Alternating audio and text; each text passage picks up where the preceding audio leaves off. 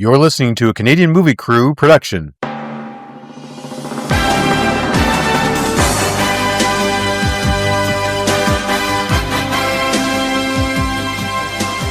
Ladies and gentlemen, welcome to the 2025 Year in Review show here on Film Studies. I'm Derek, and I'm wearing G. Udwill. Well, I'm Bean Mark, and today I'm sporting a little something from Vivi Boutique. Vivi Boutique. Mm-hmm. Also known as Value Village. Value Village. Value Village. Wait. Let you, French. Yeah. For those of you who don't get that, you can write in and we'll explain it later. We'll explain it in Canadian, yeah. I believe the American version would, no, that wouldn't be the American version. I don't know. The American version was mine, G. Udwill. Yeah. G. Udwill, yeah. Well, I don't have the Target budget that some Target budget, that our American friends would have. So everything sounds better when you say it with a French accent. You know? The Valmar. Yeah. Valmar. Yeah. Valmar. Yeah. That's really French. That's a good one. Yeah. So today we take a look back at 2025, the year in movies that was, hand out some fun awards, and just have some crazy fun. And we do have some audience interaction. Apparently posting to Reddit really helps. Okay, so that's fantastic. Well, we've dusted off the tuxedos from last year, and it seems like just yesterday I was saying that joke for the umpteenth time. As it really just seemed like not that long ago, I was looking at the same spreadsheet, rounding up 2024, and it was kind of fun to go back and look at that, and then have to decide. This year, though, harder than last year. This was tough, man. I thought last year was pretty tough. But I mean, we had Deadpool and Wolverine last year for me to pick from, stuff like that. Like it was just. I wanted to take time out at the beginning of the show for just a little bit of a recap for us. This year we started with a website which we no longer have on a feed that no longer exists. Yeah, because I don't know how to do that. That's okay. I didn't know how to do that. I now know how to do it. To be honest, that we started this over 13 years ago, and that way of doing things is not how it's done today. So it's okay that we move on. It's okay. It's been and all self-taught too. So, but first off, we want to thank all of our listeners, current or new or old. If you've because we did lose a lot from the old feed. That's too bad. If you've refound us, thank you for coming in. If you're a new listener, thank you for listening. We don't say it often enough. No, it's true. But this year, each and every one of you. I mean, this year was a rebuilding year, and it's been slowly rebuilding, and it's been great. Was that a hockey joke? Yeah, we're in a rebuilding year. Yeah, not intentionally, but yes. There we go. Sorry. Go ahead. And part of that success comes with all of the great friends that we've made. Of course. Yes. First and foremost, I would like to thank and reach out to Scott White, who's been with us for a number of years now. Absolutely. And we could not do this show without him. We could, but it wouldn't be any fun. Not nearly as fun as it is with him. And if I may, Derek, were this the Orisities? Or some sort of version of an award show, I would insist that we have Scott along, as he's basically become our part-time co-host. Fills in. I've had ailments and other reasons that I've unfortunately couldn't make it to various podcasts. He has been more than willing and able to step in. And the only reason I haven't listened to those episodes is because I'm afraid of being replaced. Now, when you were saying, never be replaced. With Scott, and seriously, if you're in Toronto or Ottawa during the month of January, he's at Absolute Comedy. Check it out, absolutecomedy.ca. Check him out. Go to the show. Now, as we record this show, the week of the 12th, he's started his Toronto stint, I believe. He's in the middle of his Toronto stint. Yeah. Or he just started. One of the two. Anyway, he's there. So by the end of this week, you should be able to catch him in Toronto at Absolute Comedy. Absolute recommend. Yeah. Even though I saw his act last time he was in Canada, I'm going again. I don't care if it's the same one. I friggin' laughed my ass off. Doesn't matter. So fun. So thank you to Scott White. At the end of 2023, we met up with the 70s versus the 80s guys, Mike and Brian.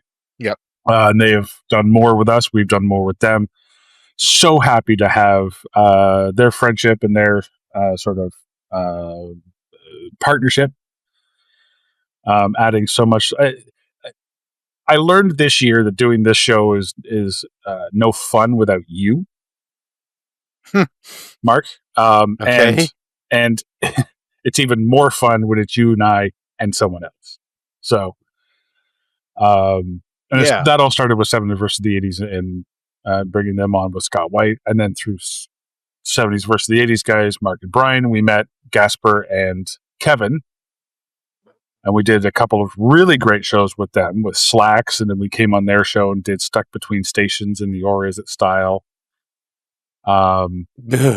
Yeah, I know, but sorry, that was for the movie, not the experience. Yeah, I had listen to those shows; they're so fun. good. The show. Honestly, this is one of the times where, like, I, in full confidence, am saying, like, our show with them was way more entertaining than the movie itself.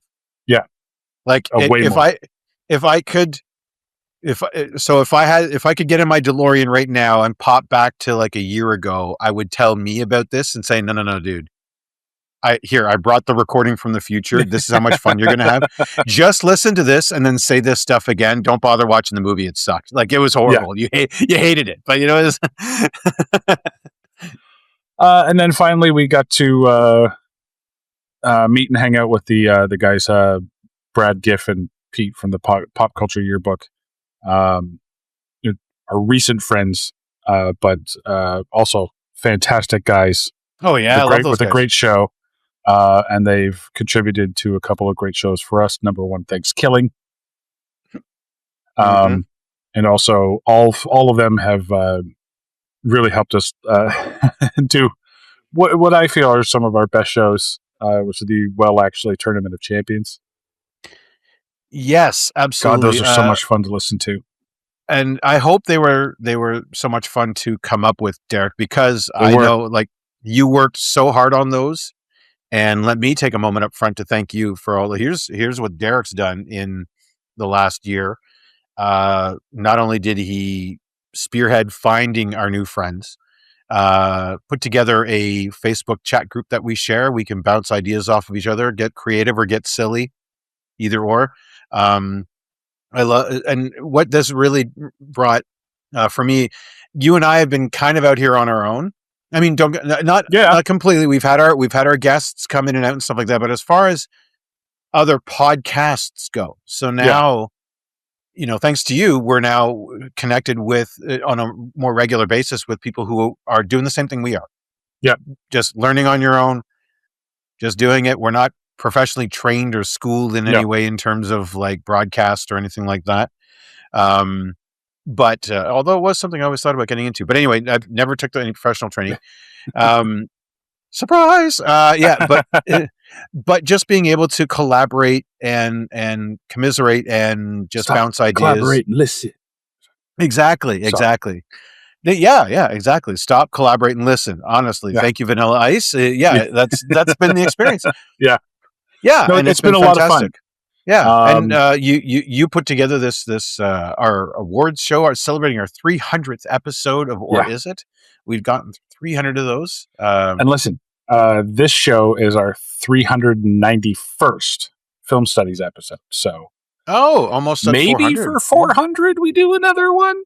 I would love that. The boys and maybe expand it a little bit more, get some people that weren't on it before, and get some returning players. I really looking forward to the possibilities. We just talked off air about another idea that I had. See, that's the problem. Is I'm a creative person, and I have 8 hours every night. No, but I have 8 hours every night to myself. That's a problem. That's a problem. So. I come up with some wacky ideas sometimes, but and I say it at the end of every year-end show, but I'll say right off the top, since we're talking about this, thank you again for all the hard work you put in. Honestly, Honestly, It's it's not all. work when you enjoy what you do. So It's true. Do what you love. You never work a day in your life, and I hope you love this because I feel bad sometimes at how much work you do, and I don't. But I always have a great time whenever we're recording, and yeah, it's been a hell of fun. it's been quite a year. It's been a Yeah, fun year. It's been an yeah. awesome year. Um, and I hope to work with everybody again in the future and more. I have ideas for other people that I'd like to bring on. Mark, you have a couple of ideas for people you'd like to bring on. Mm-hmm. I don't think they need to be movie people as long as they're fun people. That's all that matters. It's Yeah, my yeah, take, but yeah. I mean, it's a chance for us to kind of dip our toes in different avenues and that are sort yeah, of related, and stuff like that. But yep. So let's get to it. It's the 2025 year in review show. So we have some categories to talk about. We have our own awards. We've reached out to our listener base and they sent in some. I'll just read off oh theirs in each yeah, category. Some have more than others. And the one thing that I've noticed this year is there is a wide variety of choices, which looking back on the year itself, Mark, the year in movies, what's your overall process? What's your overall thought? my overall thought, honestly, I was the exact opposite. I think you saw more movies than I did. Because Okay. going through now. I'll pull back the curtain a little bit here. My memory is not the best. The stuff I saw at the beginning of the year, I don't always remember as like seeing it or like exactly when I saw it, kind of thing. Because like, oh yeah, well that Right. was this. Well, that was 2025, not late 2024 or whatever, right? So what I do is I go back to our 2024 year in review on Spotify and Okay. on film studies on Spotify. Shameless plug. And then I start scrolling up from there and remind myself what movies I saw. And then I was like, oh yeah, I remember that one. Oh yeah, I remember that one. Oh yeah, I remember that one. Oh yeah, that was that year. And then it was Did you like, check the oh notes too to see what other smaller movies you saw too? yeah, I do. Yeah. Okay. And then I was like, oh, Slim Pickens. It was my overall reaction. I did not Well, make it to the theater as much as I thought I did or would. and that's the thing. It's when I say a wide variety is what I mean is like when it comes down to three favorite movies.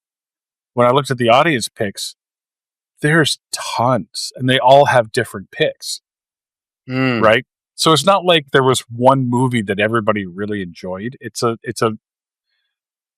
like a wide variety of movies, which I guess is good, but I mean, but like no one movie dominated. And I think for me, looking back on the year, it was a lot of meh. There was a lot of good, but eh. Like Yeah. I didn't feel strongly about a lot of movies. You know what I mean? Yeah. I was surprised I don't feel as strongly about some of the ones that I thought I was going to. Yeah, That's my like when I look at my 2024 sheet at the three most anticipated movies, it's all the Marvel stuff. But I didn't yeah, come out. It was Fantastic Four, Captain America, and Thunderbolts. And now a year later, I'm humming and hawing about which one was my favorite. yeah. Plus, you got Like Superman too. plus Superman, I liked them, but there wasn't that like the year Endgame came out that swept everything for me. You know what I mean? Like I was just so over the moon Yeah, about it. Right next year, well, next year's looking better, but we'll get to that later. Um, yeah, but at the same time, like I honestly, as we record this, I still haven't picked one worst or one favorite. I still need to do that, and I'm hoping that as we talk about you the have one movies, slot open. I have one slot for each. I'm being Okay, completely transparent. I'm hoping that by the end of our chat, when we I'll get tell to you, those categories, some of these categories were bang on. I knew exactly who I wanted, yep, and some of them, God, I had to think about it. yeah, I Um, actually on my spreadsheet I typed. Oh wait, delete, delete, delete. No, that yeah, guy or that person. Yeah. let's get to it. Let's start off at the bottom with most misleading trailer. This is a category we brought in last year because these days trailers are very misleading. Mark, what did you think for this one? Well, it's a movie that I just caught up with recently, but was released in 2025, so still counts, and that is Oh, Drop. we should say too. Sorry, we'll get to that in just a second. We should say any movies that qualify for this. One, we have to have seen. Can't judge a movie if you can't if you didn't see it. It Hmm. has to have been released in theaters or on streaming in the calendar year of 2025. And I think you and I agreed off air that we're opening up our TV series. Yeah, and if needed. If needed, yeah, and that could I be did. what fills some of my. I did. You did, yeah. Now, and by release, when it comes to streaming, that means it's brand new release, so not. Yes. So, like the Back to the Future came to Prime. That doesn't count. That doesn't qualify. It came out in the 80s. That's when it debuted. But if it debuted on a streaming service for the first time, then we did count it. Because let's face it, those studios are getting huge budgets. I mean, we may very well see the next James Bond film only on streaming. Yeah. It may be the first Bond film never to get a theater release. We may see a lot of Warner Brothers properties only coming out and streaming now. So Warner Brothers. Amazon bought MGM, right? So they got all the James Bonds. So we could have Prime, could have James Bond on streaming. Yeah, we could have the next Batman movie on Netflix. Debuting on Netflix. I mean, now granted, they will do limited releases, like we saw with the Ryan Johnson Murder series. Yeah. That's what I'm calling the Ryan Johnson Murder series. Yeah, Knives Out. Yeah, the Knives Out. Yeah. Misleading trailer you said was Drop. Maybe it's the name, it's the trailer, but they did show the one part where the character. Well, spoiler alert, the one scene where the character looks like they're actually going to physically fall somewhere. And I thought that the movie was going to have a lot more of that. Okay. It didn't it didn't spoil my enjoyment of the movie. I just was like, it was a lot more talky than I thought, I guess, was it? Because you look at the trailer and it seems a bit more actiony. Yep. And I was like, I didn't go back and rewatch the trailer after seeing the movie, but I was like, no, I remember there was a bit more action here, and then they do get to it, but it's just like, wow, all the chit chat before. So yeah. So to me, that was a bit misleading. It almost billed it as an action movie. It was more of a thriller than an action movie in terms of for me, the distinction. Thriller is a lot more mental, characters going at it mentally, verbally, tete-a-tete. You know what I mean?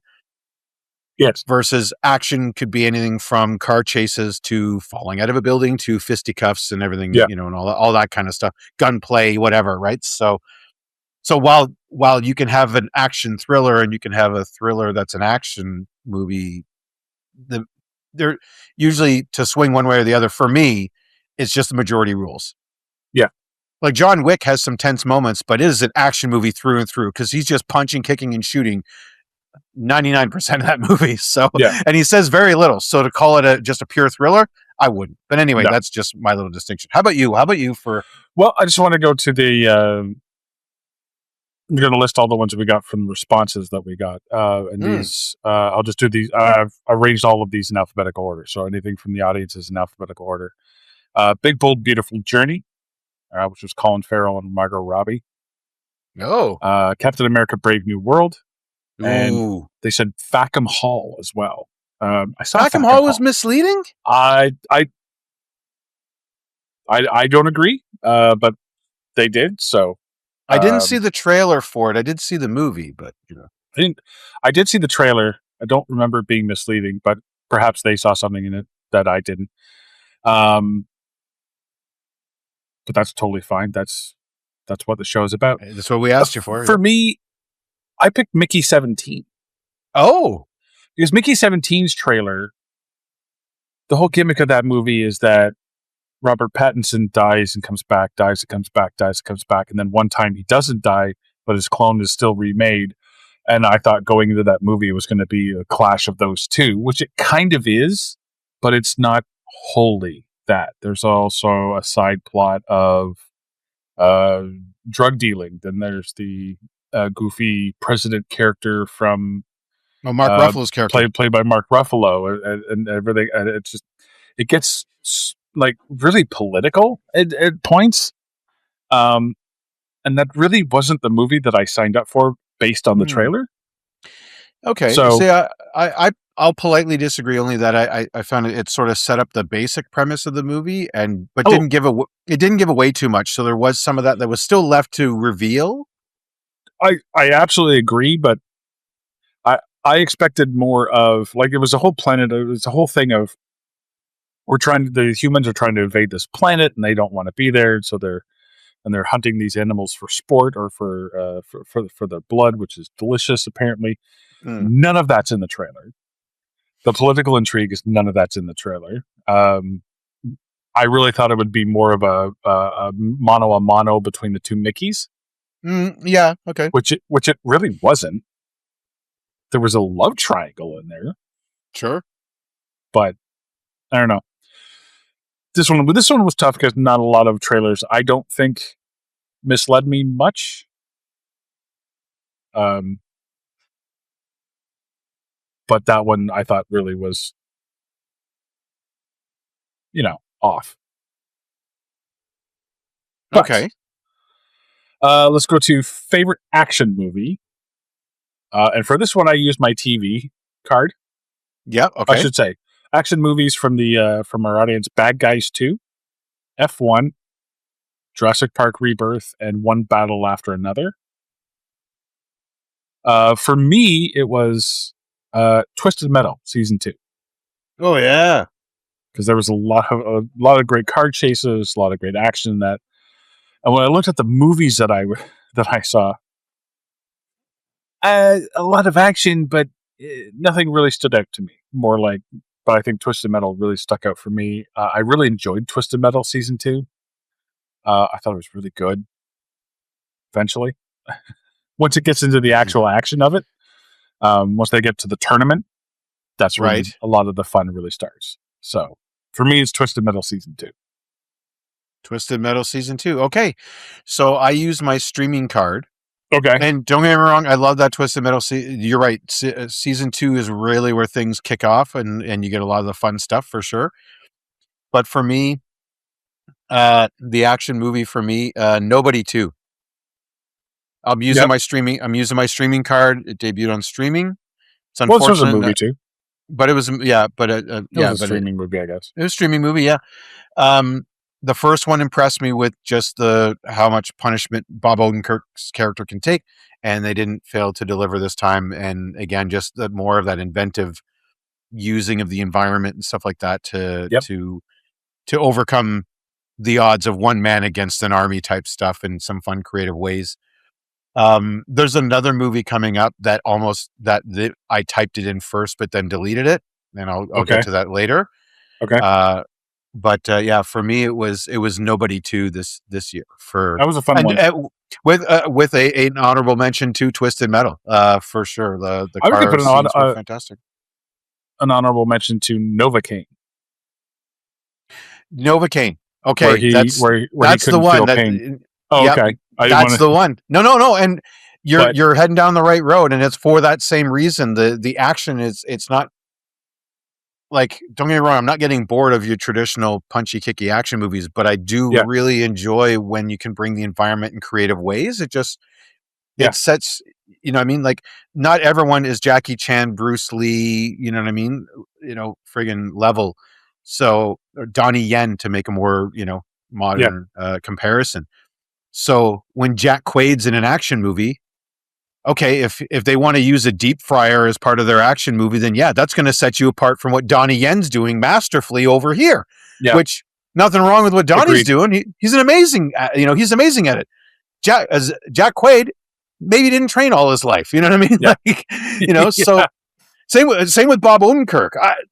This is the guy, the action star I never knew we had. Yeah. Right? You're watching Better Call Saul thinking Walter White's going to punch this guy's lights out, no problem. And then here comes Odenkirk playing, the guy you think just mows his lawn on Sunday mornings a little bit too early. No, he'll kill you. Yeah. And then he'll go to work on you. You know what I mean? Like just the unassuming guy being such an action hero, I think is part of the charm of that movie. Yeah. And same with Novocaine, right? Like, Jack Quaid's character isn't an assassin for hire, trained for, in secret underground bunkers. No. He's regular Joe who has some weird shit happen to him, and fun ensues. Like that's yeah. Coming up next, favorite sci-fi movie. What'd you go with? Well, the audience picks Avatar: Fire and Ash, Dogman, Jurassic Park: Rebirth, Predator: Badlands. I don't know if you saw that. That's more of your surprisingly, your alley. a buddy of mine wants to see it, and we haven't been able to get together yet to watch it. Unfortunately, it will not be in my interest this year. For me, for sci-fi movie, I picked Companion. I don't know if you've seen that one. That's the robot girlfriend who is framed for murder. Came out near the beginning of the year. I know we covered that on the show, but I hadn't seen it. You were talking about that one, and it's one of those ones that kind of fell off my radar. I wish it hadn't, though. I was going through as I was going through to review. When I was looking at my list of movies, sci-fi was not strong, especially because there were a lot of the sci-fi movies that I saw fit better in other categories, whether it be horror, action, that kind of thing. Like, for example, 28 Years Later is an action-filled movie, but that's more of a horror movie. Right. Yeah. Something like Nobody 2 is more of a comedy to me. Or okay. That's not sci-fi. Sorry.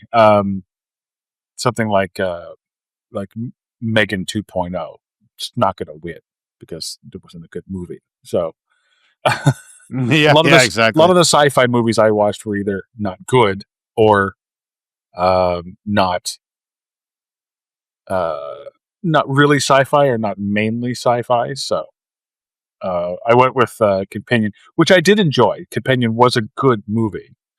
It's not without its flaws, but it's a good time, good story, pretty good acted. Again, Jack Quaid's in that one.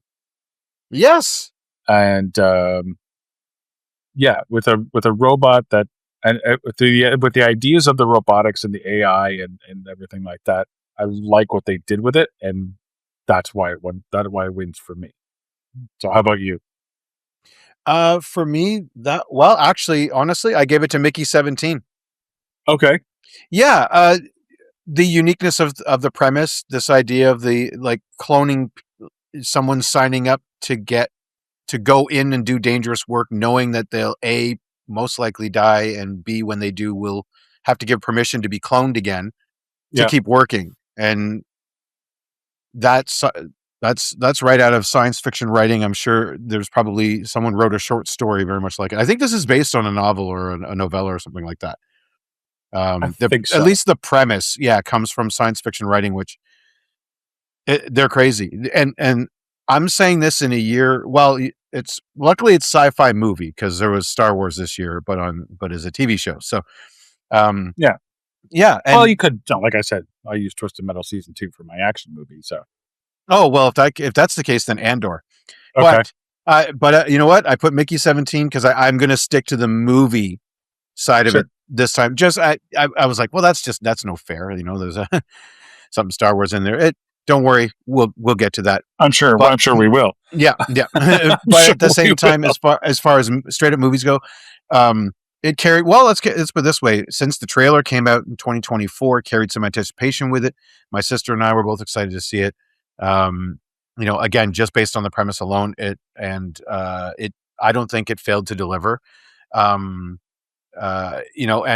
just it was fun, it was funny, but also like on exotic planets with exotic tech and just people being people, but kind of exaggerated. And well, the 3D human printer really adds to that too. Well, that's the science fiction part of it. Yeah, exactly. Where you just get printed a new body. I think that was quite something. So as far as and that's the thing with the gimmick and everything. It really just pushed it to one of my favorite sci-fi of the year.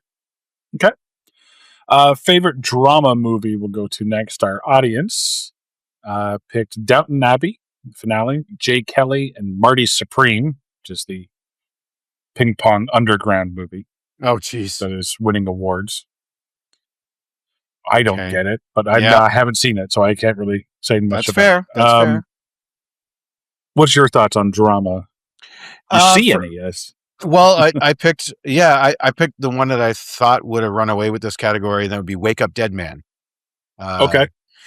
Murder mystery drama in a church. You know, you have a lot of like existential stuff coming in, which I think adds to the drama. And although there's some quirky stuff to it to keep it a little bit lighthearted with Benoit there, but Murder. with mud, yeah, exactly. But at the same time, though, the cast was fantastic and carried this through, you know, soup to nuts, end to end, bell to bell, however you want to put it. Yeah. Just fantastic. Everyone had a role. Everyone knew their job. Everyone showed up and gave their best. My only sticking point was I think Jeremy Renner was a bit of a waste in his character, but whatever. It's Jeremy Renner. Like, sure. Yeah. His guy didn't. His character was just kind of a bit of a nobody, and I'm like, oh, I could have done that. You know what I mean? Like, maybe not as well as Jeremy Renner, but for the amount of time the guy I has. could have done the Thomas Hayden Church role. Oh, sure. Well, of course you do the THC role. Me too. But, Yeah. you know. Yeah. But anyway, point that. But again, with the mystery side of it, I think that really does help with the drama, right? Like it's not just I don't like you and here's why. Like we saw The Roses, which is just a straight up. Well, it's a conflict, but there's comedy. I thought it's a comedy for sure, but there's conflict there, right? Which just like I don't like you and here's why. Yes, there can be drama in that, but there was a murder, mystery to be solved, a really hard one, you know. So, yeah. Okay. How about you? I went with commiserations to a runner-up, The Long Walk, which I really enjoyed. I went with a movie that we saw early in the year that kind of really surprised me. It was up for my biggest surprise, but didn't quite make it. I'm going to go with Borderline. Yes. Ray Nicholson and Margot Robbie. He's the obsessed fan. Comedic aspects to it too, yes. But if you really look at the character that Ray Nicholson played and his stalker character, there's some real shit there. And I guess for me, because I didn't know much about this going in, I think that's why it resonates so much with me. Okay. Because it really kind of surprised me how this movie plays out.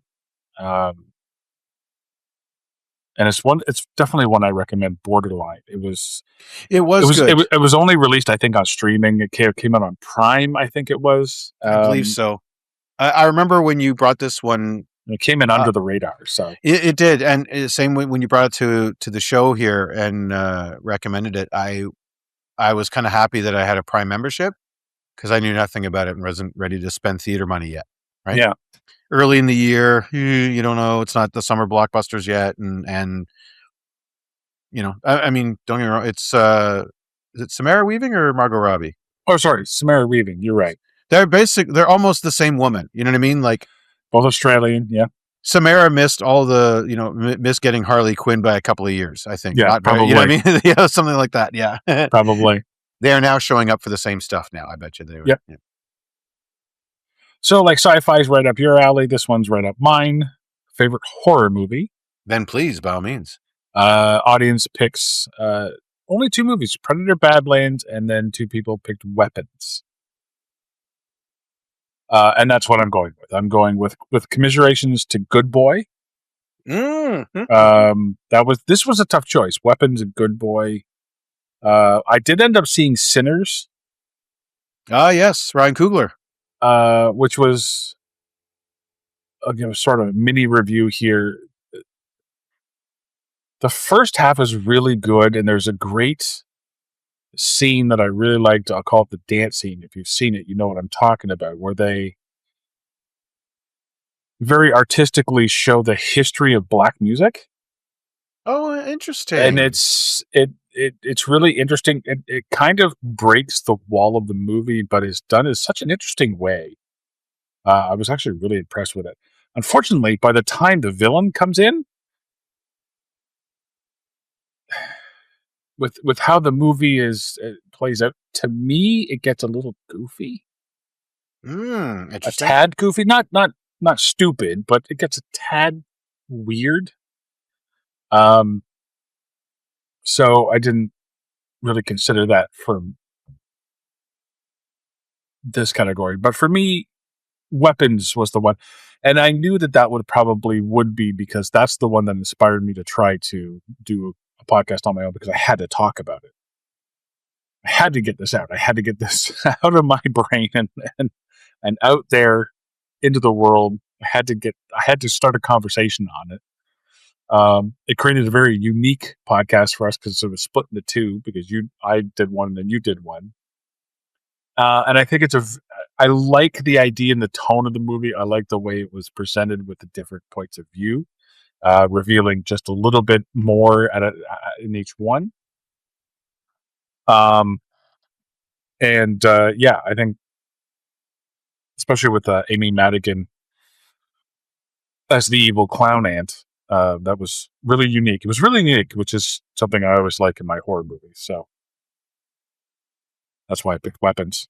Mark? Okay. Well, I remember that. I remember you messaged me and you're like, "Have you seen Weapons?" I'm like, "No." He goes, "I'm going to do a podcast about it." I'm like, "With who?" No one. Nobody. Nobody. That's No. You said nobody. I'm like, "Well, we already did Nobody." And he said, "You said nobody." I'm like, "We already did that movie. Who are you doing about this Weapons one?" No. And that's why I'm like, who's oh, on shit. first? What's on second? Yeah, exactly. Yeah. That's why I'm like, oh shit, I better go see this movie. So I did, which is why I immediately was like, Derek, I'm recording a part 2. Yeah. And you said with who? And I said nobody. And then we got nobody. Yeah. Who's on first? Yeah. Yeah. Exactly. So that's why I picked Weapons as well. I mean, out of nowhere, I think I heard the title of this movie, never saw a trailer, never knew nothing. All I had going in was you were so fervent about doing, if that's the right word, about doing a podcast about it that you went out on your own. It's that good, and you had to talk about it. I'm like, well, damn, I better see it, and you weren't wrong. Yeah, it was. Yeah, I don't even know if I have a particular shout out to anything else we saw this year. We didn't really see a whole lot of horror. I mean, we did the Conjuring thing for our retro spooktive, but that wasn't good. Not the caliber. No way. No, they're losing it. Like I saw Hard Eyes. I know you saw a couple, yeah. Like I didn't end up seeing The Monkey. I still have yet to see that. Megan 2.0. Megan 2.0 Until Dawn, which wasn't good. 28 Years Later was okay. Okay. I didn't end up watching that. It's okay. The ending is a little weird, which is we're going to find out going forward. That's a big issue this year, I think, for me. A lot of the endings didn't stick. We are going to talk about this later because there's one movie in particular that we need to get to, but okay, and we will. Next category: favorite comedy movie. In our audience poll, they picked a lot. Again, very different movies: Bad Guys 2, Freakiest Friday, Good Fortune, Medea's Destination Wedding, and The Roses. Oh, The Roses made it. So somebody picked that. I'll get you guys names as much as I can later, but comedy movie. Mark, what did you pick? This is why I picked Novocaine. Okay, this is why I put Novocaine. Not because I felt bad about it losing out to Nobody 2, but it combined action and comedy, and like Nobody 2, it did it in a really good way. It's funny because I think like Nobody 2 like slightly beats out in the action side of things, whereas I thought Novocaine was funnier. Okay. Yeah. Just because you got Jack Quaid stumbling through this adventure, not being the guy. You know what I mean? In Nobody, Odenkirk's character is the guy. He just doesn't want to be the guy right now. He's on vacation with his family. Yeah. But at the end of the day, he's the guy. Jack Quaid, not the guy. But he ends up having to be he has to be the guy, and that's what the funny part is. And that's the Jack Quaid role, is not the guy. He's not. Yeah, guy. For anybody, he's not like Michael Cera, never the guy. But Scott Pilgrim, he had to be the guy. Like yeah. It kind of reminds me of that a little bit, with a obviously more modern touch and a kind of a cool spin on him as a character physically, which I thought was interesting. So, but you know what? Honorable mention to a more recent discovery. Actually, you turned me on to this one too. Fackham Hall. Yeah, I will say this in the fullness of in full disclosure, as I think I mentioned earlier, not today, obviously, but few years ago in the spot. I did go to one of those Downton Abbey movies, never having watched the show. Yeah. Dive in, favorite of my sister. She wanted to go. Her husband didn't want to go. I had the time, so I went. And then, so because I had done that, I was sort of primed for Fackham Hall, and it did kind of add some value to it. And I was like, okay, sis, this is for you. Just it's going to come out on on streaming very soon. I'm sure. Find it. You're going to love it. Yeah. So yeah. But no, Novocaine, because it's, like I said, action, comedy, so much fun. Yeah, Fackham Hall, we did do a review on it because it came out so late in the year. If you like Albert Brooks movies, stuff like Spaceballs, Robin Hood Men in Tights. Is that not Albert Brooks? Mel Brooks, sorry. Mel Brooks, yeah. And you like the dry British humor, it's a great mix of that. And there's a lot of there's visual gags, there's gross out gags, but there's also I watched this one morning when after I got home from work, and I was laughing out loud throughout. Especially at the there's some really, really smart jokes in there. There's two sisters in this big hall, in this mansion of this family, and they have a party, and there's these two sisters that cannot stop talking about men. Oh, I need a man. I need a man. I need a man. That's a nice man. I like that man. He's a good looking man. Oh, men. Oh, men are so great. Blah, blah, blah, blah. And their names are the Bechdel sisters. Yes. Which is just fucking brilliant. Clever writing. It's so smart. It took me off guard. I had to stop the movie because I was tearing up laughing. Yeah, admittedly, like I said, honorable mention. My wife was like, "What the hell are you laughing at?" I was just like, "You got to see this." But does not. It's an honorable mention for me as well. Another honorable mention for me was Happy Gilmore 2, which I actually enjoyed much more than I thought I would. Oh yeah, I forgot that came out this year. Especially since it's a remakeable. Basically, what I'm calling those is just it's a sequel, but it's a legacy sequel, but it's just remaking the original. But everyone's 30 years older. Everyone's 30 years older, and they have kids. Yep.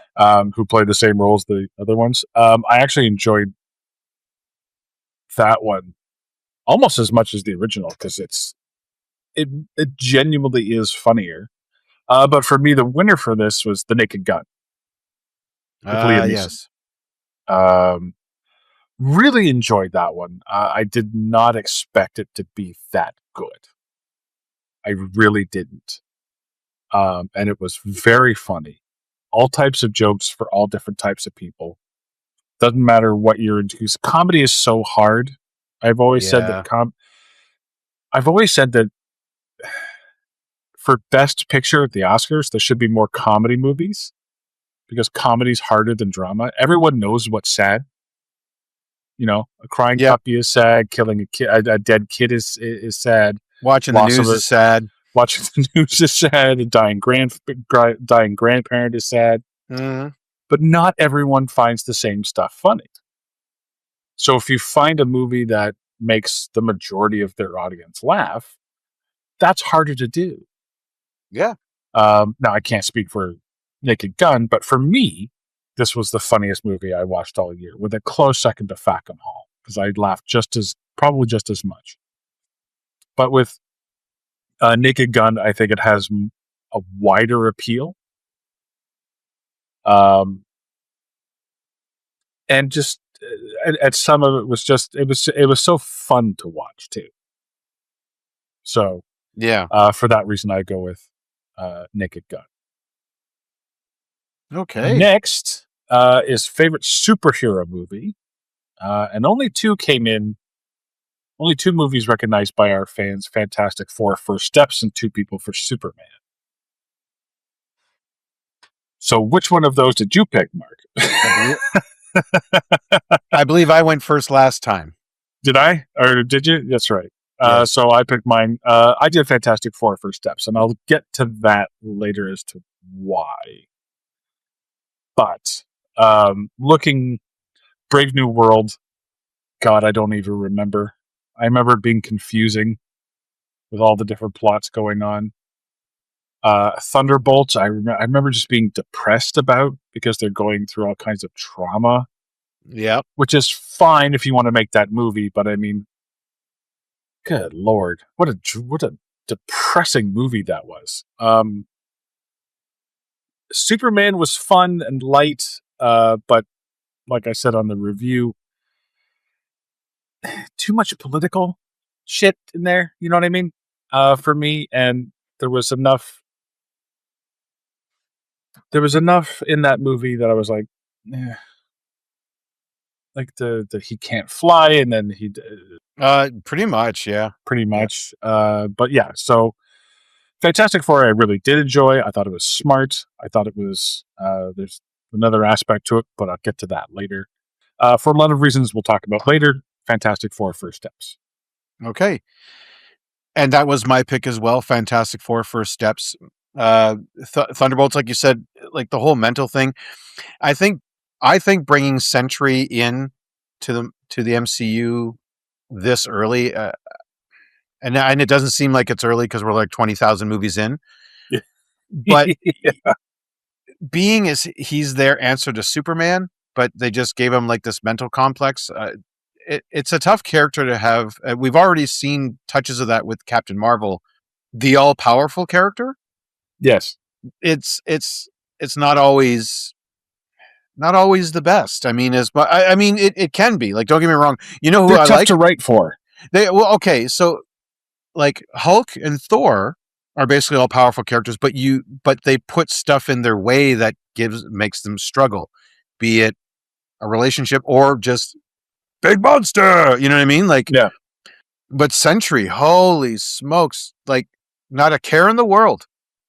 Like he does have to deal with this mental illness, but when he's in his Sentry, he's a bit of a dick. Like that's the thing. Like he's just and so I'm like I don't Which know is the idea. I get that. I get the idea, but I mean I don't know. It's weird. It's weird. I'm not sure if I'm sold on this character, which is too bad because I liked all the other ones.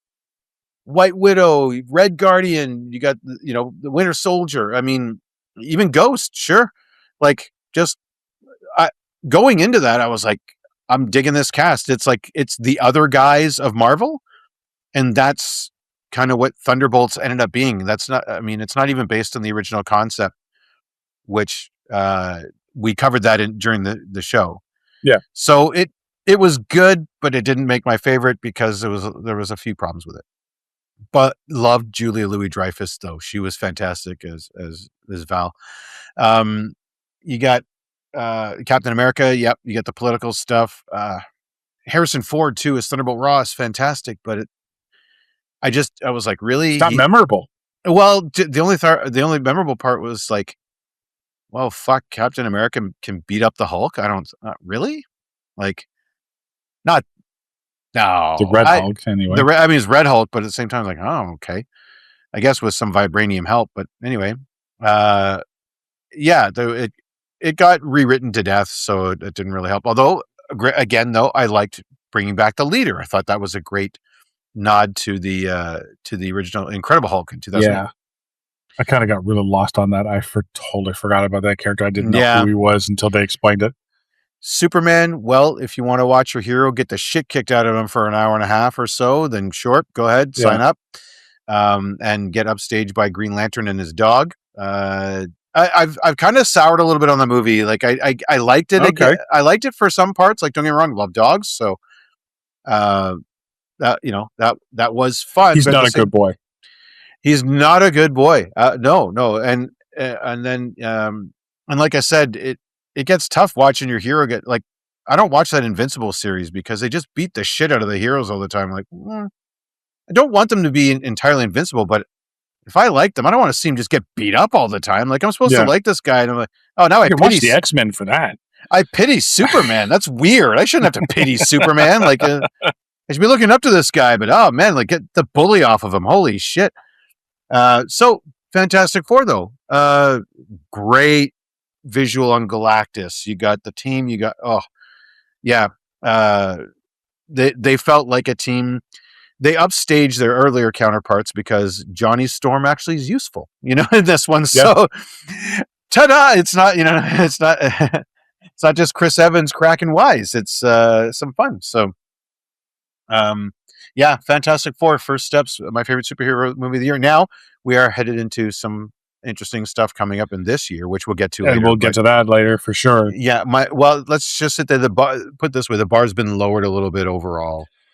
Well, the bar's been lowering for the last couple of years, so well, we'll see. Well, in that case, let's get to it then. Biggest disappointment? Yes, biggest disappointment. You? It was Superman. Okay. Yeah, again, I was surprised at how much more the Justice Gang was in. Mr. Terrific does a bunch of stuff. I would rather they have had their own movie with maybe if Superman guest stars in a Justice Gang movie or a Green Lantern movie with Mr. Terrific and Hawkgirl and stuff. But I found that they, it got really crowded. And for all the other things I just said about Superman, I was like, okay, the same guy who did Guardians is doing Superman. Hell yeah. Give me that. Yeah. And it didn't, I don't know. I just didn't come out there feeling the way I wanted to. So it had farther to fall. Like a bunch of the other movies that we saw, like Weapons had nowhere to go but up because it was already down. I had no idea about it. Yeah. It was only a matter of how much, like whether it got to meh or beyond. So Superman with all of its hype and everything and the changing of the guard and James Gunn's first DC movie out the gate. Yeah, it had farther to fall and fall it did. Yeah. Let's should go with our audience picks here. Audience picks biggest disappointment, Megan 2.0. They're a big Megan fan. Sinners, Thunderbolts, and Wicked for Good, which I haven't seen yet. Yeah, I haven't seen either of them. So I saw the first one, and I'm based on the reviews that I've seen for the second one, kind of interested to see. Let's just say this is one of the few benefits of not being of being single. I mean, yeah. Well, my wife doesn't want to see it, but good. Well, there you go. It's kind of like rubbernecking a car crash. I'm kind of just really curious to see. Yeah. Anyway, we'll talk about that later. So those are the audience picks. My pick, and trust me, there was a lot because there were movies that,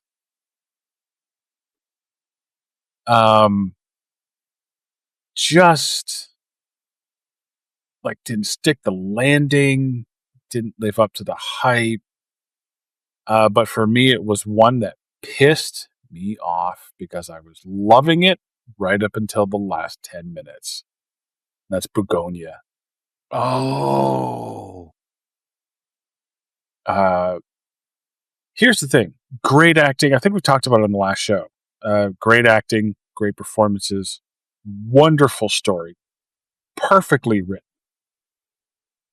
Intrigue from the word go. Each scene revealing more and more, making me go back and forth. And then you get to the stupid, ridiculous, awful ending. Yep. That just looks goofy. It looks cartoonish. And it just ruins the entire movie. It does. If I could weigh in here for a half second. I walked out pissed off. That ending scene looked like it had the same budget as an SNL sketch. You know what I mean?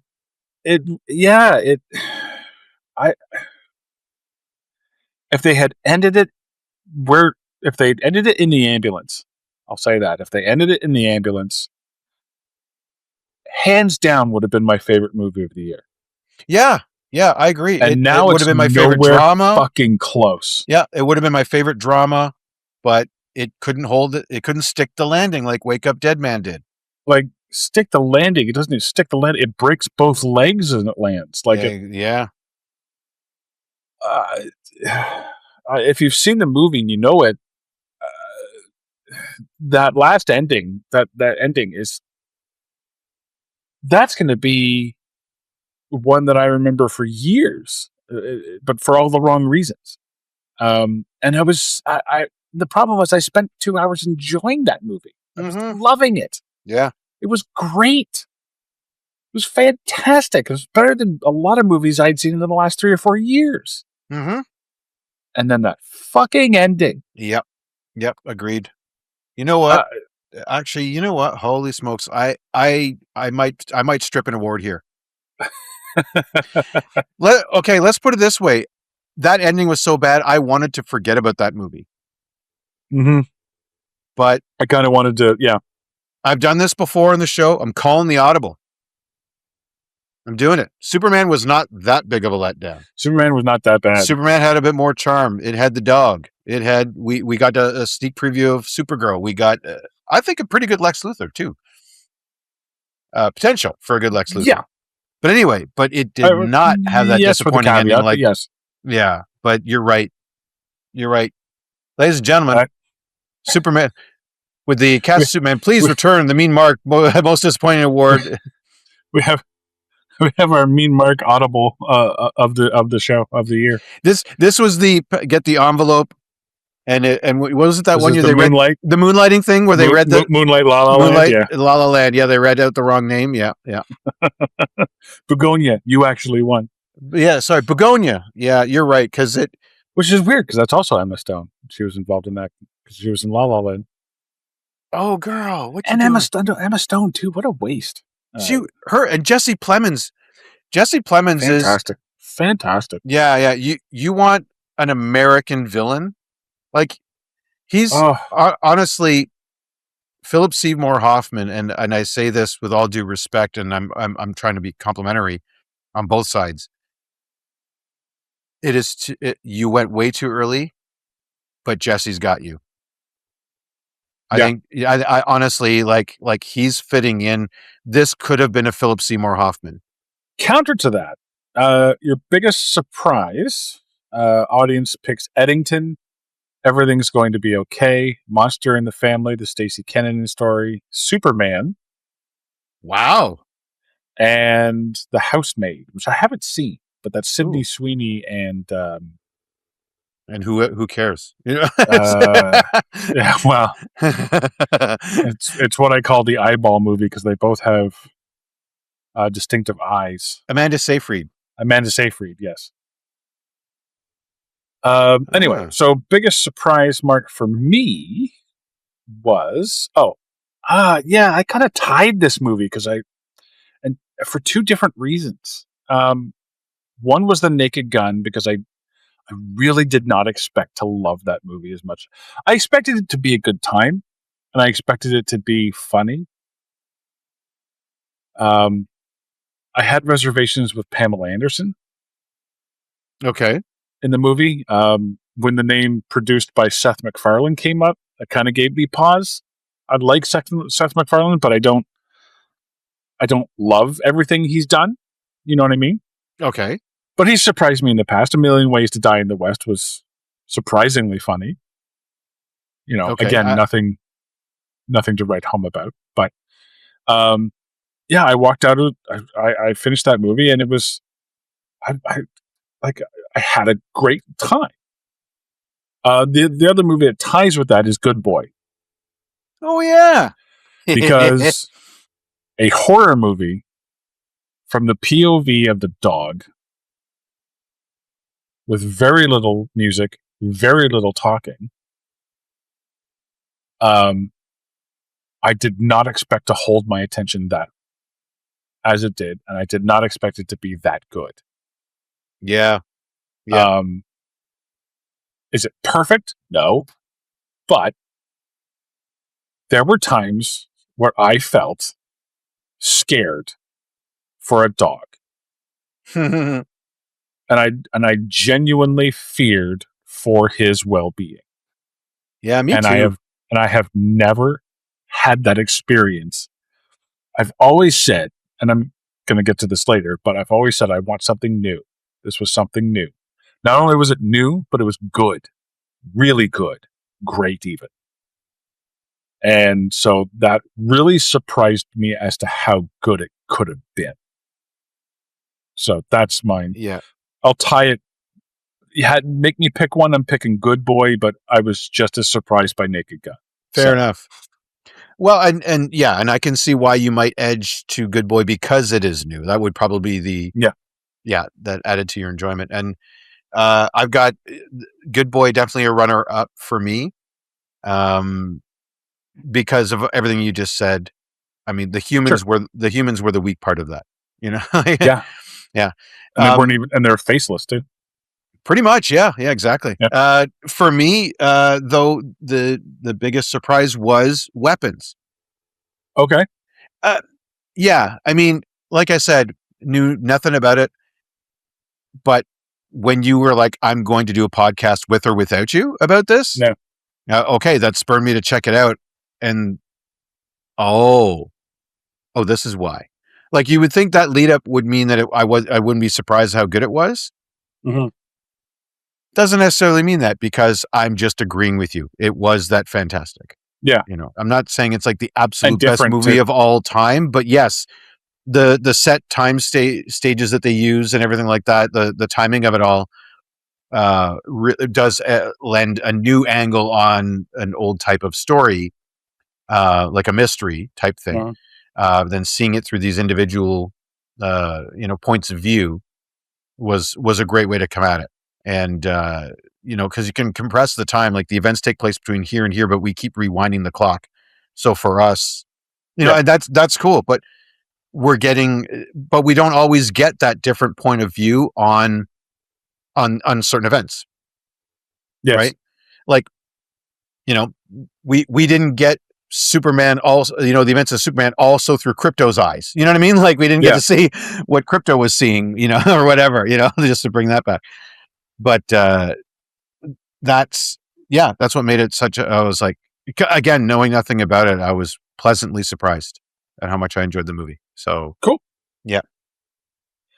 Next category is favorite stunt team from our audience. We have. Am I skipping? No. Okay. Favorite stunt team goes to Ballerina from the world John Wick.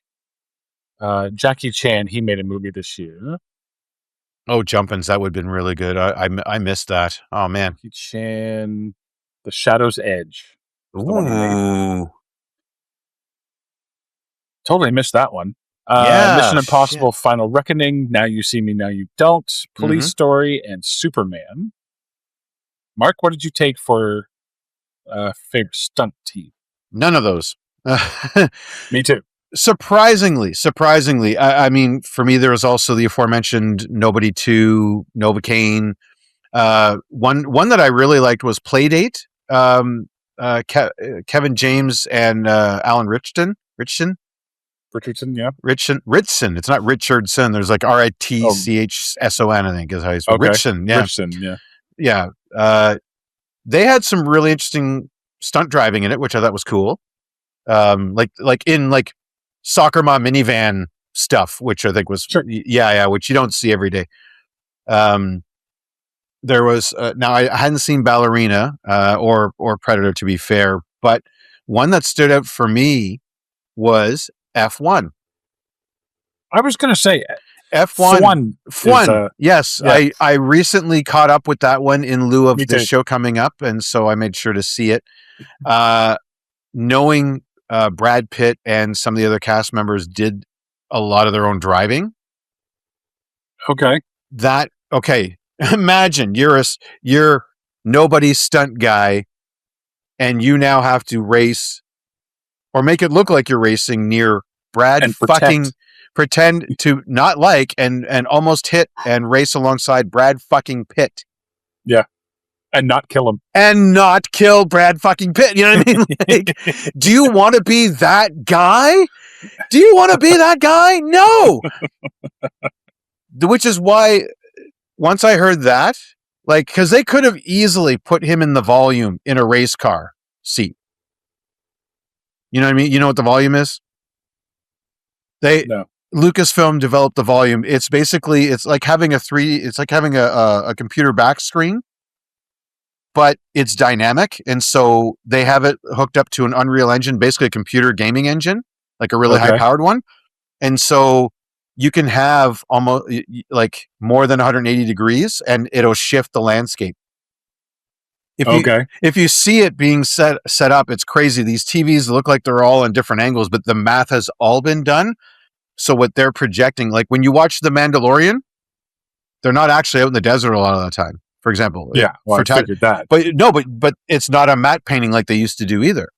This is computer generated backgrounds, vistas, landscapes, and stuff that look like they're on location. They could have put Brad Pitt into a mock-up they could have just put a car in the volume and have him go in his spare time and make it look as real as possible, and it would have probably looked really good. No, he gets in the chair. So the stunt team on this one had to be absolutely aces, on point. Just like, it's one thing if Jack Quaid accidentally gets punched in the face, that would suck. You know what I mean? Yeah. Bob Odenkirk stubs a toe, Yeah. Killing Brad Pitt, I mean, probably way worse than that, so anyway, yeah, so that's why that stunt team impressed me so much, because they made it look like the actual events that were happening on real race tracks, like I was watching actual race footage. And it just happens to be the stars of our movie behind the wheel. Yeah. Okay. Well, with a runner-up thing 2 for 1, I'm taking Nobody 2. And unfortunately, because, and this is kind of the reason we started this category a few years ago, we started because we didn't feel like the stunt teams were getting their due. Yeah. Especially in what was, I think, the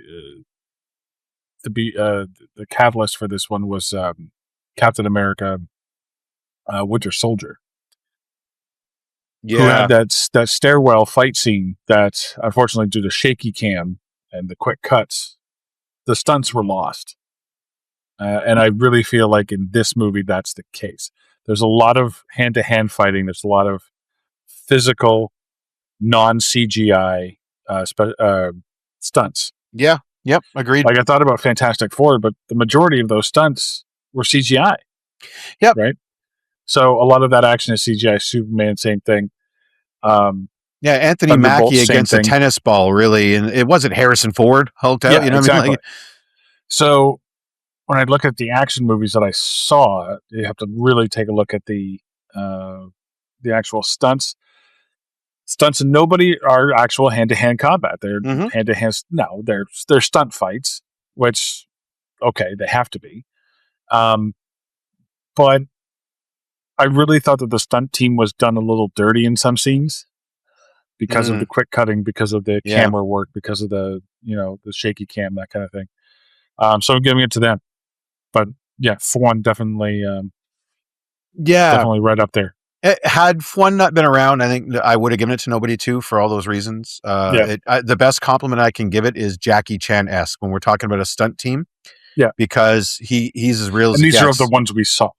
These are of the ones we saw. Absolutely. I didn't see K-pop Demon Hunter, so I don't know how good. No, me neither. Me neither. But yeah, but I know they did some fantastic jumps and leaps in Zootopia too. But yeah, there's no stunt team there, So exactly. Yeah, and that's the thing. Like, the superhero stuff, unfortunately, usually doesn't make it in this category for me, because they're not doing, aside from a Captain America Winter Soldier, like that elevator fight scene. That's friggin' fantastic to coordinate all that with all those big galoots in a friggin' elevator. Yeah. And make it look like that. That fantastic, right? It's not just about Chris Evans, it's about everyone in that elevator. And that's kind of, like you said, the catalyst for this. For me, last year, friggin' Fall Guy, a love letter to stuntmen. Of course, that's why I ran away with it, because we get to see the behind the scenes of the stunts as part of the movie. And I thought that was fantastic. So, yep. Yeah. Yeah. So next one is special effects. This is pretty much the exact opposite of the stunt team. This is yeah. What kind of special effects do you got? I went with Fantastic Four First Steps, specifically for Galactus. Yep. I was so impressed with his look and his size and how that played out. Plus, the Silver Surfer looked great. All the action was believable. There were small details with the thing running through the thing and breaking the building down in the corner while Mr. Fantastic's up here flying around and Johnny Storm's flying around and everything else. I think that one stood out to me as far as that. For our the listening audience. Thank you for the listening audience. Alien Romulus, which I think is 2024. I thought so too. Let me check into that while you continue on. Of course, Avatar, Fire and Ash, Jurassic Park Rebirth, it's Superman. I think those are all to be expected. Yeah. Talk about special effects.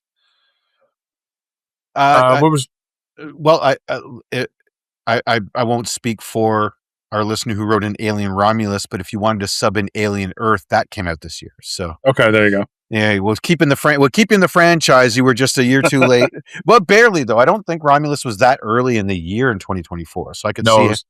I think later. And I can see why they might have seen it in 2025 and remembered it that way. Yeah, I can totally see that.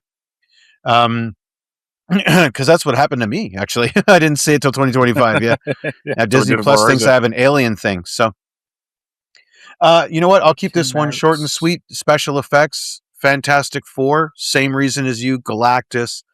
The everything Sue was doing. There is a scene where Galactus is stretching out Reed Richards, and the special effects are I'm cringing in my seat. I'm like, like it's that, it's sort of like, it's not real, but it's that believable. It looks that good. Yeah. Do you know what I mean?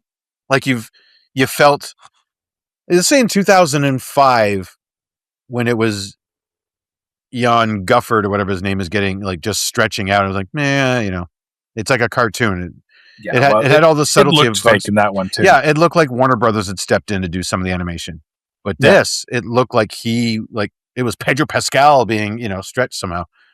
So, and then, like you said, Galactus, this is the Galactus we've been wanting. It took way too long to get here. Yeah. Next.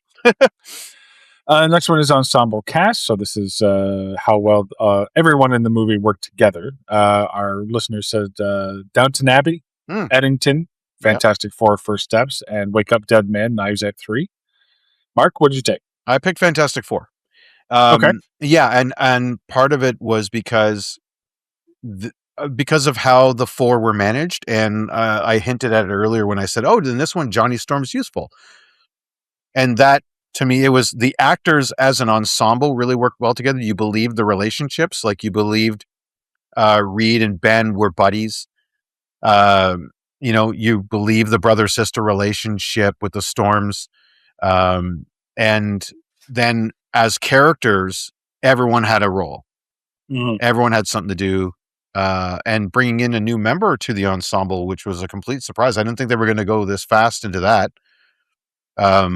Was fantastic. So I picked that. Okay. I went with, this is where I give love to one that I saw, was called The Long Walk. The Stephen King adaptation. And only because during this, it's a lot of talking and it's a lot of conversation. It's a lot of, what do you think about this? A lot of philosophizing, a lot of backstory.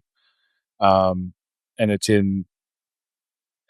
the thing for me is I got really invested, and it's in all the different styles of characters, and there's different, you could call them, I guess you can call them what's the word I'm looking for? Stereotypes. You could, I guess. Archetypes, maybe? Archetypes probably better. But by the end of when it was nearing the end of the movie, I did see one of the reveals coming. But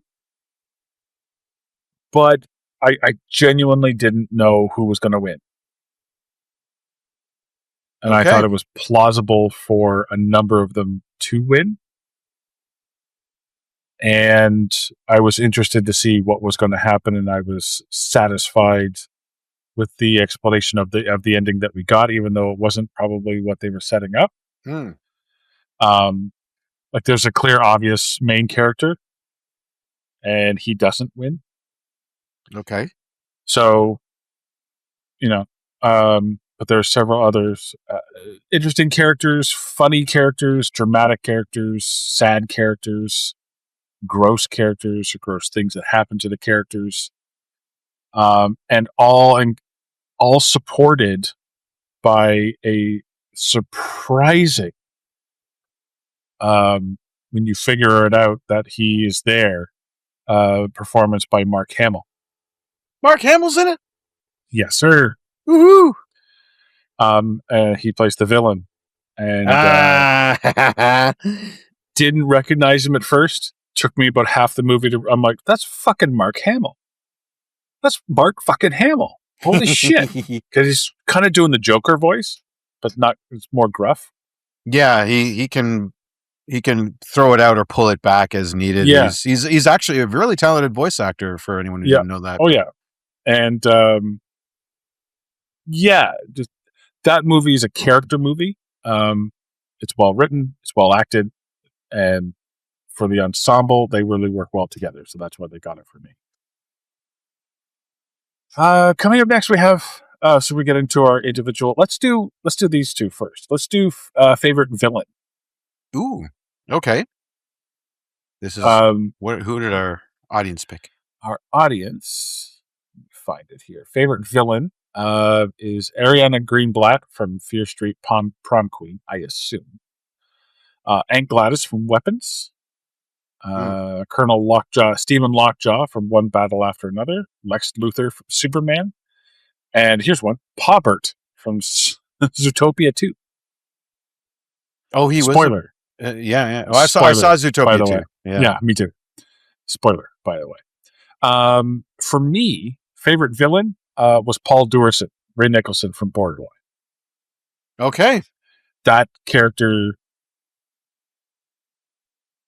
I worried about the actor. And now, throughout the movie, I was like, is he really that nuts? Like, I know he's a Nicholson. He's Jack's kid. Yeah. Is he all there? And obviously, he's fine. He's an actor. But it really was the only villain that I felt was a threat. When I go back, and Galactus was great, but at the same time, it's a Marvel movie. I know he's going to lose. You know what I mean? Yeah.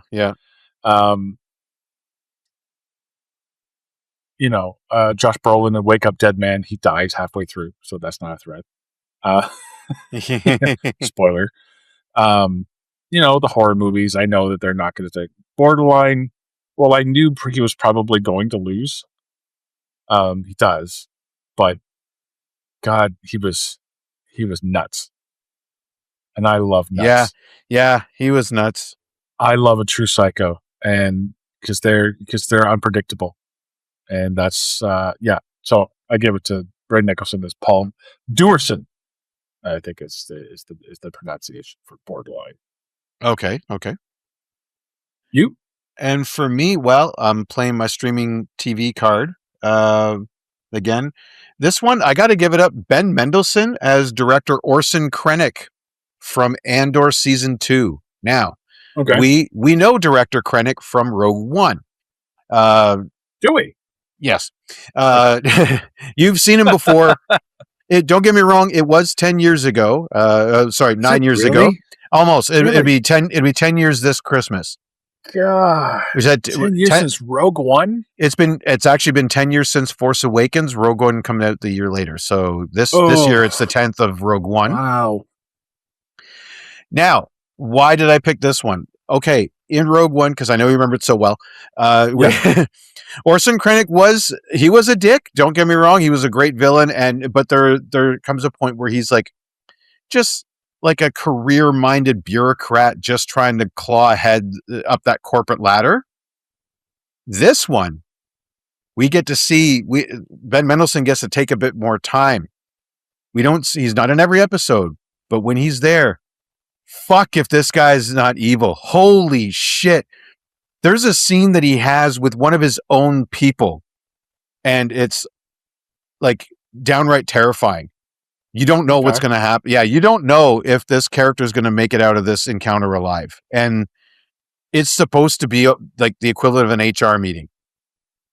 You know what I mean? You ever walk in an HR meeting, wonder if you're going to come out alive? No. I mean, but this one, I'm like, Oh fuck! And he just the way he carries himself, and he has great scenes with Genevieve O'Reilly, who plays Mon Mothma, where you get this double speak, with him and her about like he almost knows who she really is, but can't prove it. She knows who he really is, but can't say anything. Like they're, you know what I mean? Like it's one of those Yeah. party scenes where everyone puts on airs. Right. Yeah, it just he was fantastic. Like again, he wasn't the main villain. They get this other guy that comes in, Pendergast, who who is the consistent, like constantly putting the pressure and the thumb onto the Rebel Alliance. But when Krennic shows up, he gets to really just play with this character and show just how much of a dick he is, uh, or can be, even more so Okay. than in Rogue One, which was a standout to me because I like as one of the Star Wars villains, he's now elevated in my mind. And there's, you know what I mean, like because he was a sniveling idiot almost coming out of Rogue One. This Okay. this paints him in a. I'm like, oh, we only saw the tip of the iceberg. And as it being a prequel, like, again, he just gets to really dig in and play with this guy is the evil in the evil empire, or at least one of those evil cogs, you know. Like as Okay. opposed to the rank and file stormtrooper that just wanted a job and gets shot for his troubles. No, Yeah. no, no, no, no, no, no, no, no. This guy wants to be there. So anyway, Yeah. So the next category is favorite character. This is to be meant to be the opposite of a favorite villain, but it could be a villain if you wanted. yeah. This is a favorite overall character.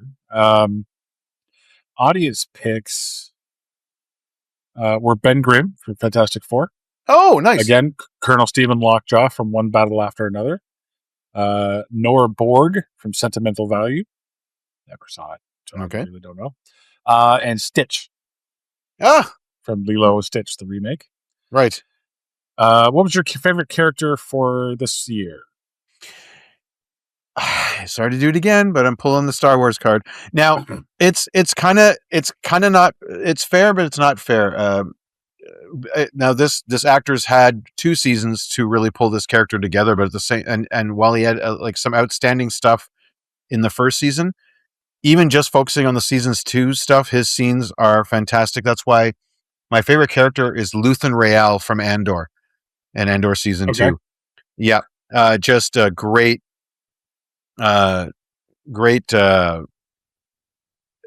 It just the weight of this, and you feel like the weight of this entire rebellion is on one man's shoulders, even though it shouldn't be, and it doesn't have to be.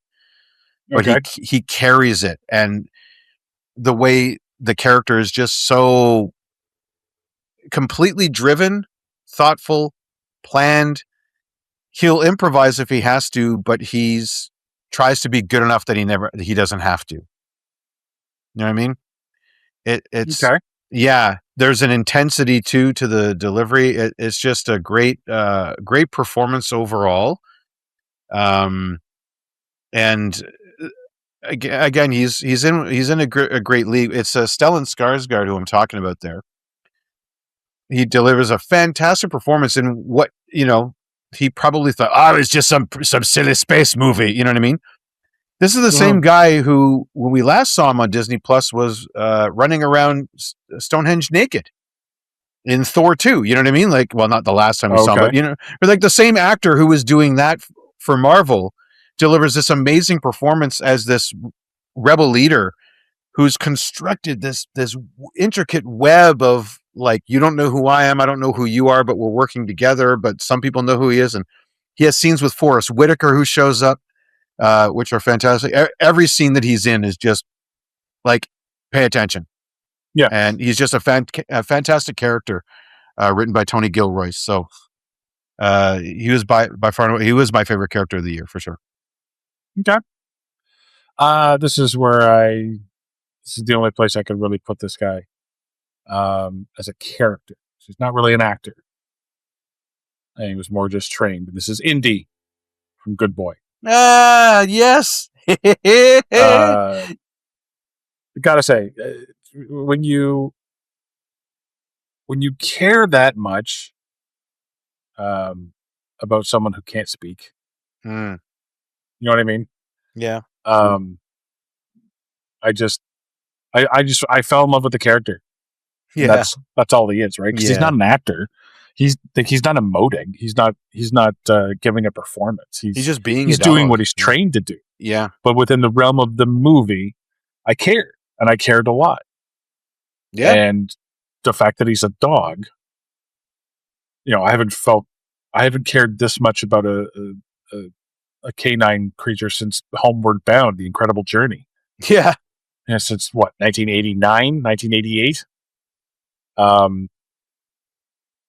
So yeah, I think that's pretty self-explanatory to me. Well, what I find interesting about this category is that we get the same result, but from the opposite ends, right? I'm giving all my credit to Stellan Skarsgård for pulling off an amazing performance, and all credit due to the actor. What you brought us though was how good the not only the writing, character, not just that, but the writing, the editing, and how they presented the dog who was just being a dog, right? They follow him around for like a year and a half in order something like that, 2 years, capture what they were looking for, just to have him do certain things, in a certain way and capture them in a certain light with the right camera, yada yada yada. So the production itself, I think, gets credit for your pick. Because they put all of that footage together and made you really, really care about this dog who in reality was never in any peril, but in the movie, like you said. And like he's not. I would never. If I gave him an acting award, that'd be so pompous. Oh, you know what I mean? Oh, this dog, he emoted and everything. No, he didn't. I get that. But within the realm of the movie and how, like you said, how it was edited, how it was filmed, how it was put together with the non-music or maybe the sounds. Yeah, I just love that character. So yep. Yeah, well, it's a great pick. I love that. So we get into our acting awards. Yes. Let's go supporting actor.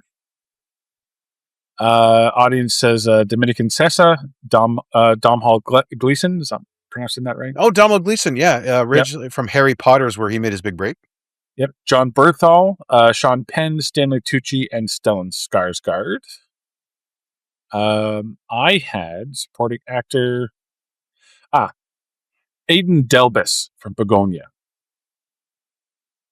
He is the autistic cousin of Jesse Plemons' character. Yeah. Not an actor by trade. Really? They were looking for someone who was on the autism spectrum to play this character and say the lines.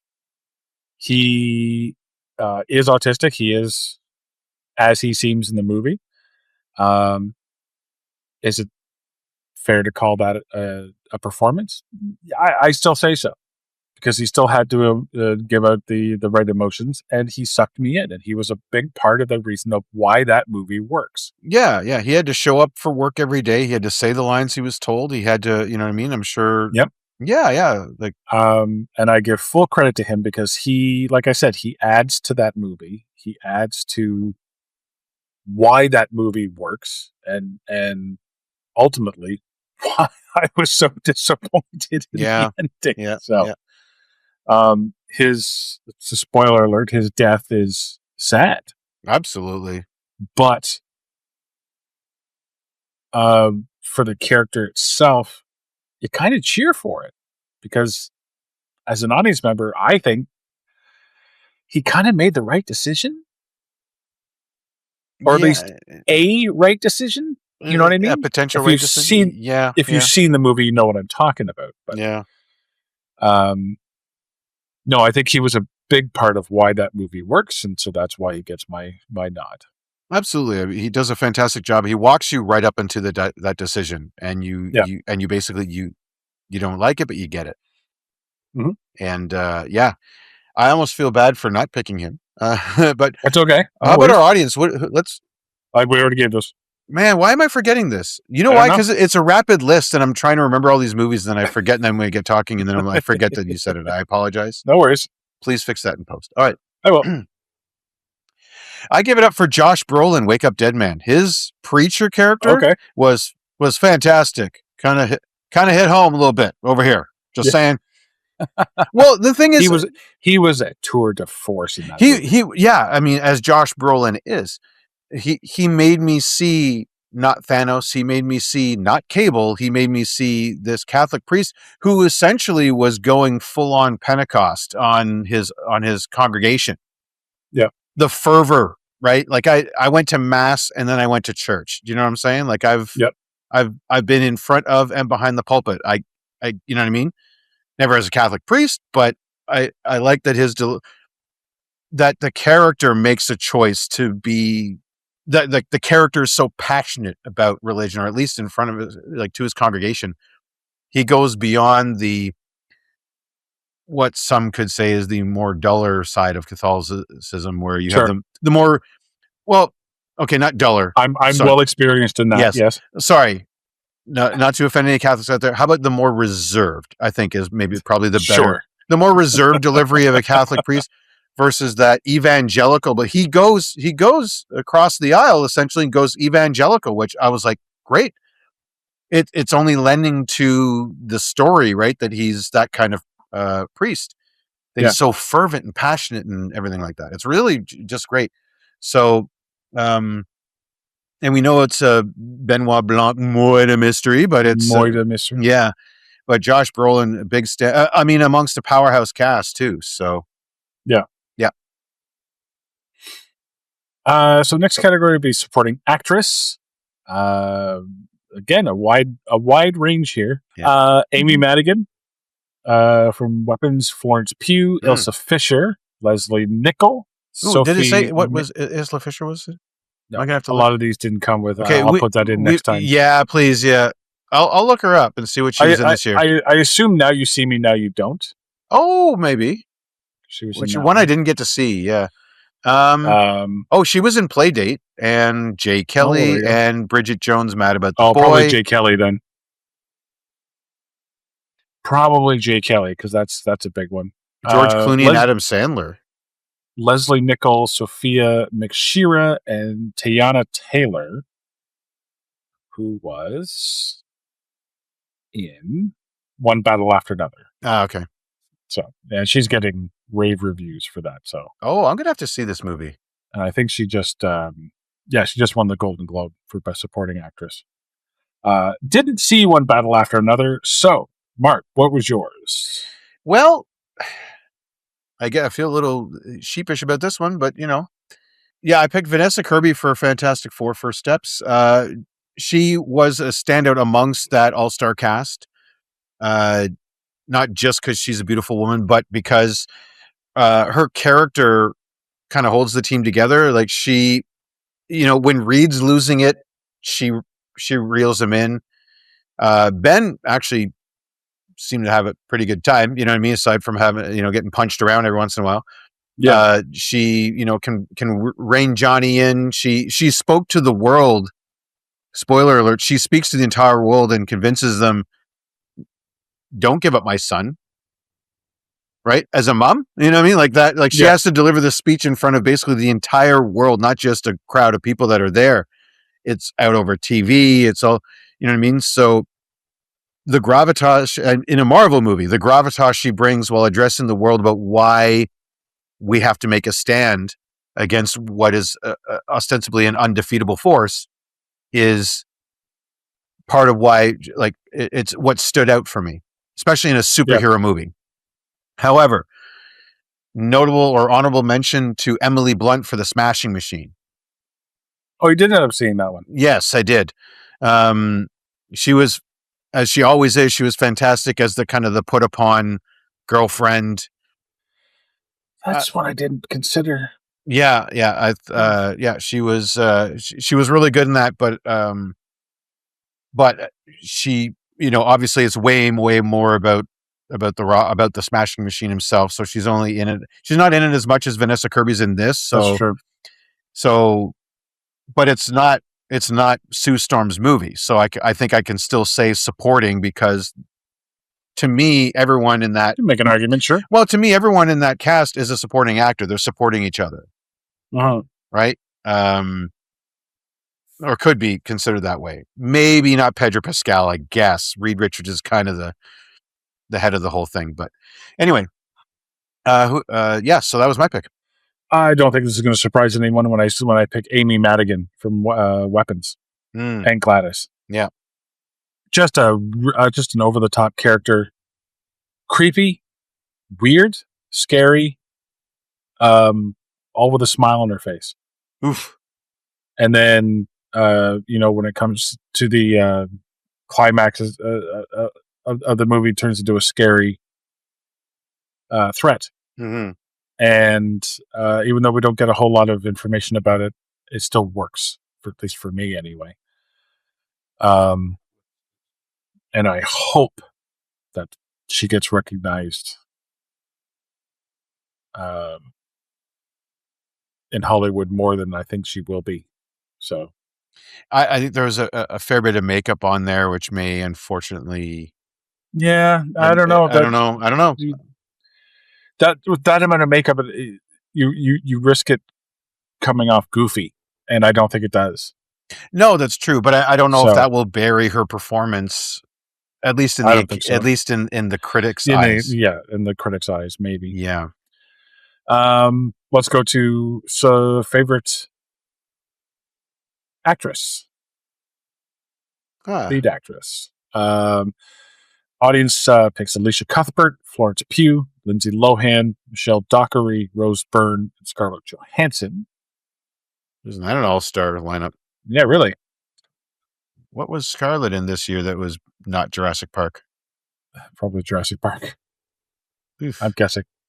Oh no, the Phoenician Scheme, probably. Oh, well, there you go. Yeah, that was. Yeah, next time I'll ask for the actual. Yeah. So that's a Wes Anderson movie, so I imagine that did a little bit better than. Yeah, but we'll get to the fish. It's coming up. It's coming up. Yeah. Who did you pick? For this one, I picked. Let me bring up my list here. Sophie Thatcher, who was Iris in Companion. Okay. I have to admit, not a lot of female leads that stood out to me this year.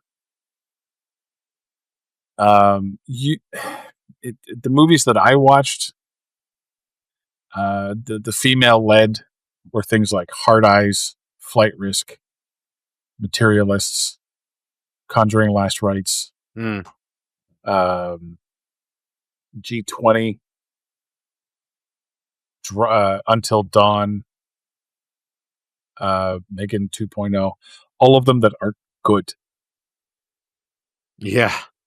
So I had to really think about this. And when I thought back to it, I thought about her playing this character of this robot who is accused of murder, this android.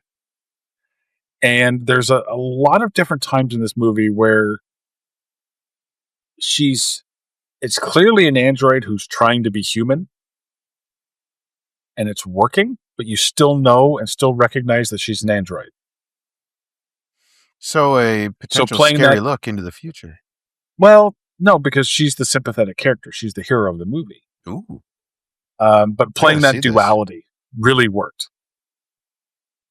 Really worked. And I think while the movie is not anything to write home about, I think that movie works on her back and her back alone. Okay. And I think it sounds like that would really be the case. Like Jack Quaid is there. He does really good, and a couple other guys are really good. But it's her shoulders that carry that movie. And it works because of her.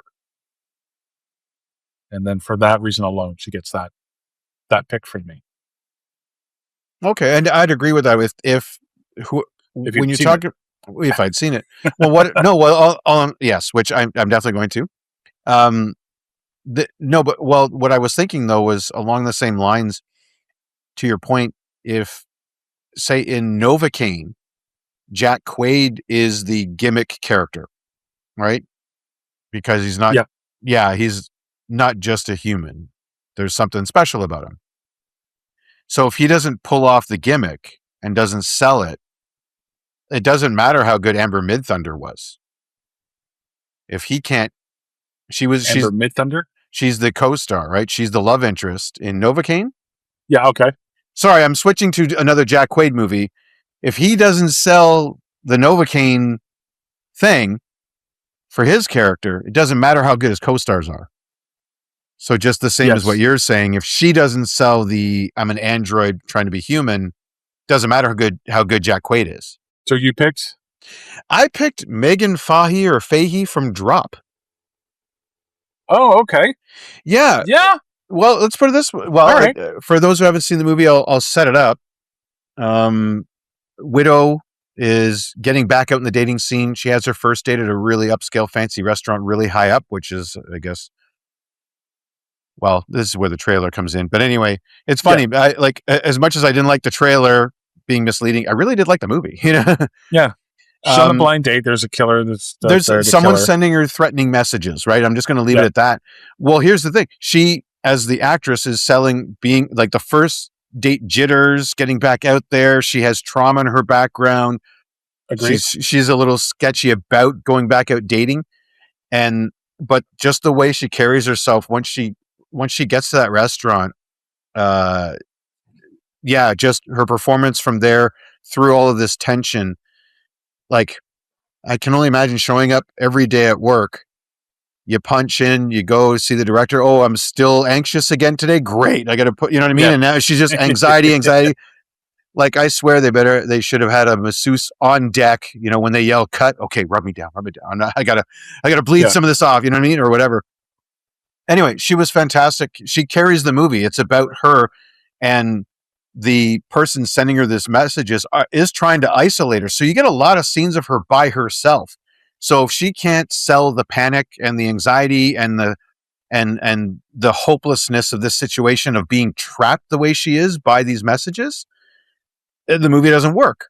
But she does it. She pulls it off. Like I said, a lot of times alone or with maybe one other scene partner.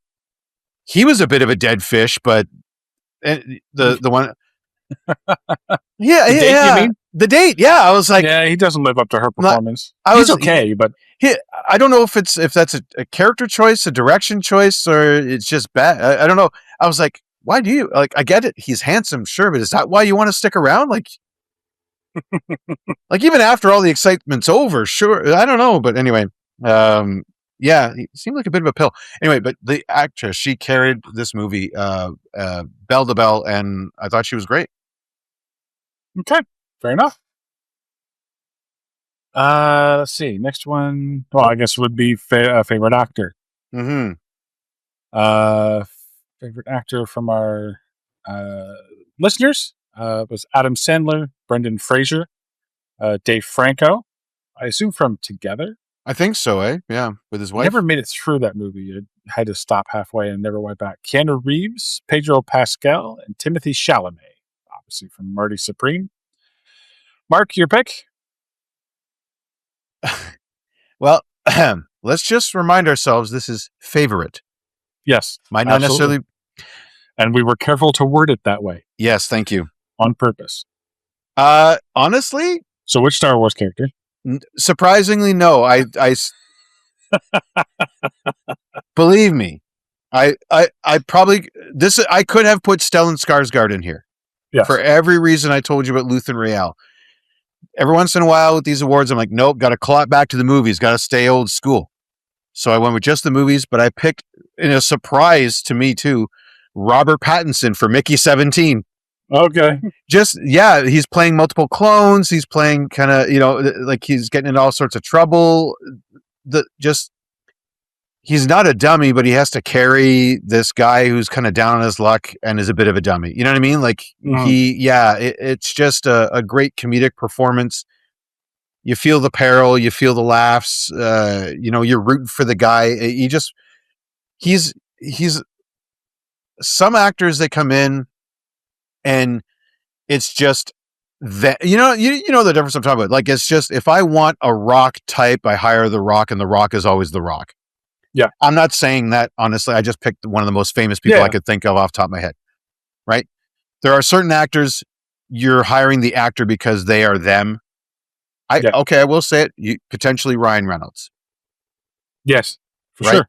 He ramps it up. Smart act.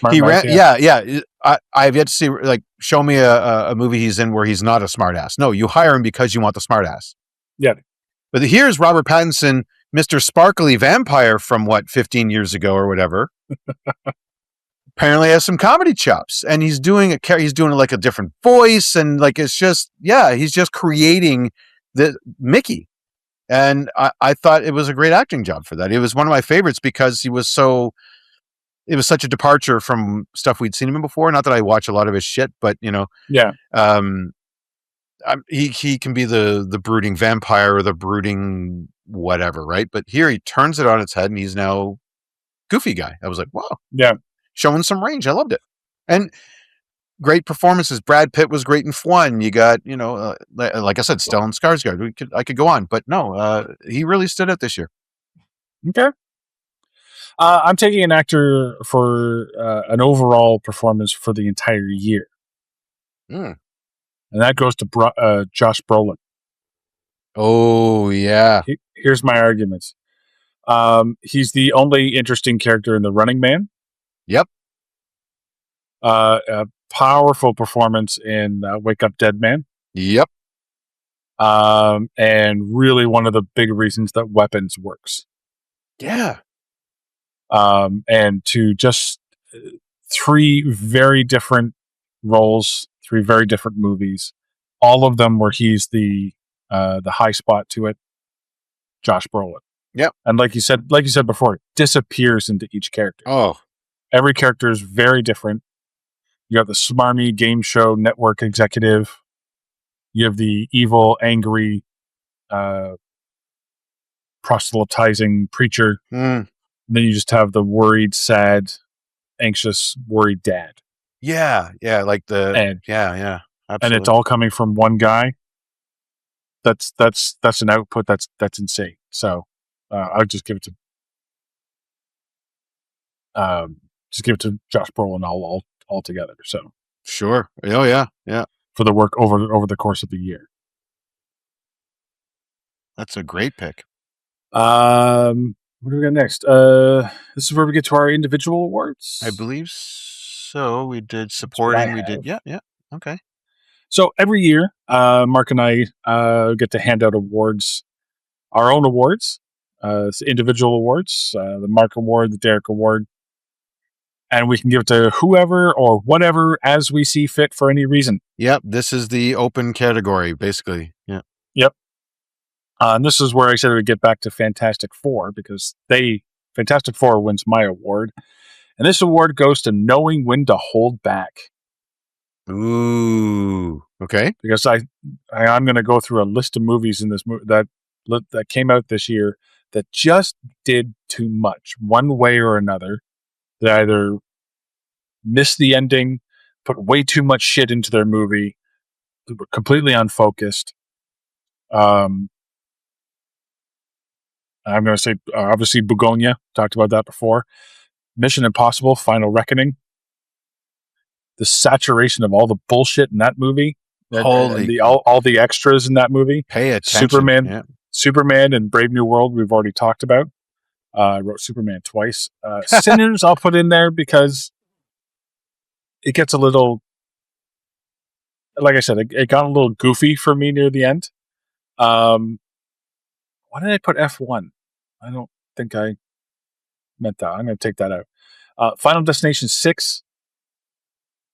I mean, talk about... Was that this year? That was this year. Oh, fuck, I forgot. I completely forgot about that movie. It seems like so long ago. But this also includes things like, why do we need this? Like, Now You See Me, Now You Don't. You didn't need another Now You See Me movie. In as much as we need another Final Destination movie. And the good guys, the team of good guys on that movie totals 8 people. Wow. To take down one person, like at that point, it's not even a fair fight. Yeah. And I also have Thunderbolts on there as well because you want to do a Suicide Squad movie in the DC. Okay, fine, but you're tacking on all this depressing trauma and dealing with, and I'm not making fun of people having to deal with trauma. That's absolutely fine. but that's not what I go to a Marvel movie for, especially one that's billed as a Suicide Squad replacement. But with Fantastic Four, like I said, first steps, they knew when to pull back. They didn't go over the top. It wasn't a 3-hour epic that every Marvel movie has been since Endgame. I said this on the review. Like, yeah, Ant-Man Quantumania or whatever is just so bloated. Even Black Widow was bloated with all these different characters and plot lines. And Brave New World, and even Captain America and the Winter Soldier is just so inundated with politics and all this stuff. And I get that you're world building, but there's just so much in every single Marvel product. Like the Scarlet Witch one, Doctor Strange and the Multiverse of Madness. Multiverse of Madness. Oh my god, just so over the top and longer than they need to be. Fantastic Four, quick 2 hours roughly. Got everything in you needed. Great villain, great characters, great story, great action. Kept it to what the bare bones that it needed to be. It goes back. It really reminded me of going back to Iron Man. Iron Man was contained. You only got the scenes that you needed, and it got through logically, and you're good to go.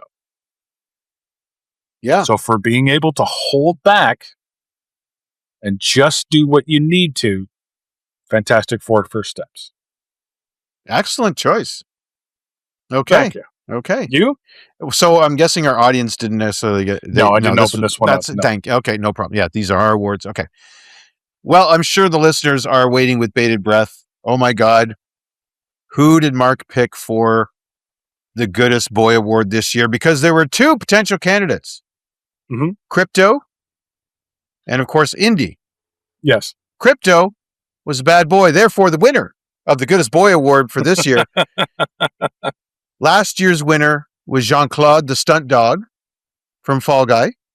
Okay. Right? So this is 2 years in a row now I'm giving Goodest Boy Awards. So, Indy, you won this year. You're the goodest boy this year in movies. He was a very good boy. Very good boy. Again, treats.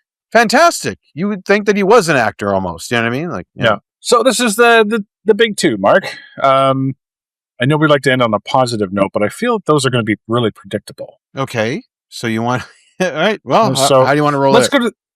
Let's go with 3 favorite movies, because I feel like these are going to be predictable. Okay.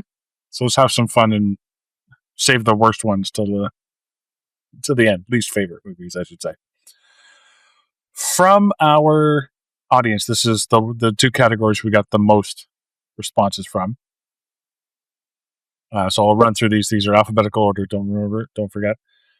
So we have Dogman, A Merry Xmas, Downton Abbey, the grand finale, Eddington, Fantastic Four, Happy Gilmore 2, Highest to Lowest, Jurassic World Rebirth, Lilo and Stitch, Fountain of Youth, Merry Little Xmas, Marty Supreme, One Battle After Another, Outstanding, Regretting You, Rental Family, Sentimental Value, Superman, The Phoenician Scheme, Weapons, Wicked for Good, and Zootopia 2. Okay, so that's quite the eclectic list. I gotta say, I want to see that email, or however you collected those, just to have a recommended watching list. Between that and Biggest Surprise, there was some titles in there. I was like, oh wait, what? I wanted to write them down because it's almost like send you the list. Please do, because our listener, I love this. Our listeners are now recommending movies to me, which I think is fantastic. Yeah. Like there's certain ones that seem to repeat themselves that I haven't seen that are like, okay, let's check it out. Same with what you've been saying too. But what was one of your favorite movies from last year? Well, this one is if I could give out another individual award for the least surprise award goes to Weapons. I mean, I got it. And I'm sorry to take it out. Is one of my favorites. I was going to say, if you didn't say that by now, you know what I mean? Like I knew you were going to, but yeah, absolutely. You brought this, and for good reason. Fantastic. It was actually my number 1 movie this year. I didn't rank them, but it was a huge standout. Yeah. And for all the reasons we've been giving it praise, friggin', we didn't even mention, Well, now I got to say it. What's her name? The actress. I mean, she was fantastic too. She She was also in Fantastic Four too. She's had a good year. yeah, she played the Silver Surfer. That's right. Shalabal. Julia Garner. Julia Gardner. I saw her in Ozark. I thought she was great, but I mean, she plays this uber redneck, and you don't think, you know what I mean? Like, I didn't know about her range. And she's just playing a school teacher. She's great. Like, you really believe that her day to day molding young minds, and then gets caught up in all this madness. Yeah, she was great too. Also, Wolfman, which was much maligned, but I never saw that one. So. Oh, okay. Yeah. What about you? Okay, so we both picked weapons. Well, We both picked weapons. What else did you get? I also picked Good Boy. Yeah. Just because, like I said, I cared. I cared so much about a dog, and it's new, and it's a fresh new idea for everything I said before. Good Boy. I picked Fantastic Four. Not a surprise there. Okay. We've been singing its praises. As the superhero movie of the year, best special effect, like all the stuff that we'd already said. So Yep. Yeah. Honestly, I'll be perfectly honest. It actually filled up my third slot in that I was kind of undecided a bit, but then after looking at my list and listening to, I was like, you know what? Yes, it was one. Let's just say out of all the superhero movies, there'll be one that I will be revisiting. Yeah. Yeah. What's your third one? This one's a bit of a surprise. When I opened up my spreadsheet, I found a note from myself going back to August 10th. Okay. Beside the 3 favorite movies, I put just kind of a few columns over. It's called Back in Action. I haven't mentioned it yet. It's a Netflix the first movie. One we watched. Yeah, the Netflix movie we watched with Jamie Foxx and Cameron Diaz. I mean, first of all, awesome actors. Yeah. In an action movie about parents who are, they just when you thought they thought they were out, they pull you back in. Pull you back in. Yeah, absolutely. Absolutely. Just a fun, and maybe it is my middle-aged showing, but just a fun kind of take on middle-aged action heroes. But it's not the old curmudgeon type. It's like, no, we're still vibrant, and we're still, the world may think that we're over the hill, which they're not, by the way. They look fucking fantastic, the two of them. Jeepers cripes. Yeah. If they ever did have babies for real, we'd have a whole new superior race. But anyway, they were as tall as her, and anyway, anyway, point being, just how they interact, like their chemistry together was great. Even during the fight scenes, they do like the shared fight scene. He lifts her up, and she does something, or she'll do something to augment what he's doing, and their action played back and forth when they're in scenes together. But they're kicking ass on their own, and they get put on this mission, even though they don't want to go on it. Of course, they got the kids going on, the whole thing. It was just a fun movie.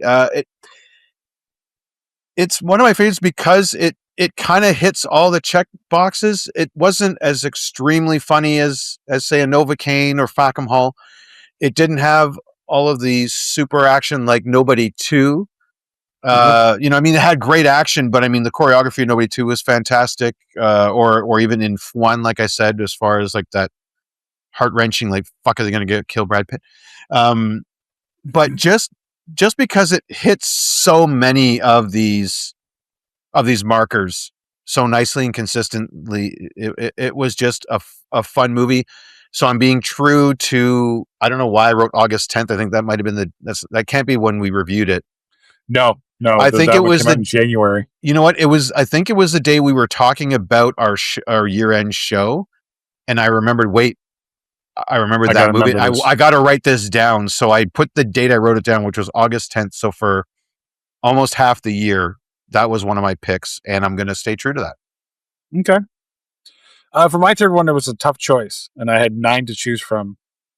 And I ended up going with The Naked Gun, just because of how much I really enjoyed that movie. Sure.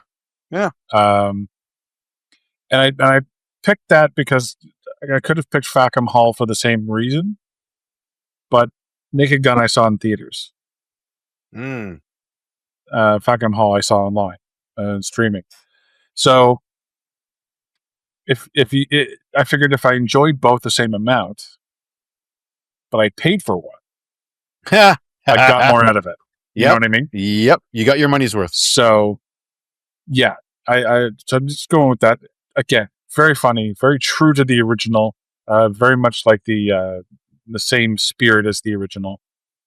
Liam Neeson does a fantastic job taking up the Drebin role. Like I said, there's some background jokes in there. There's some goofy ones. There's obvious jokes.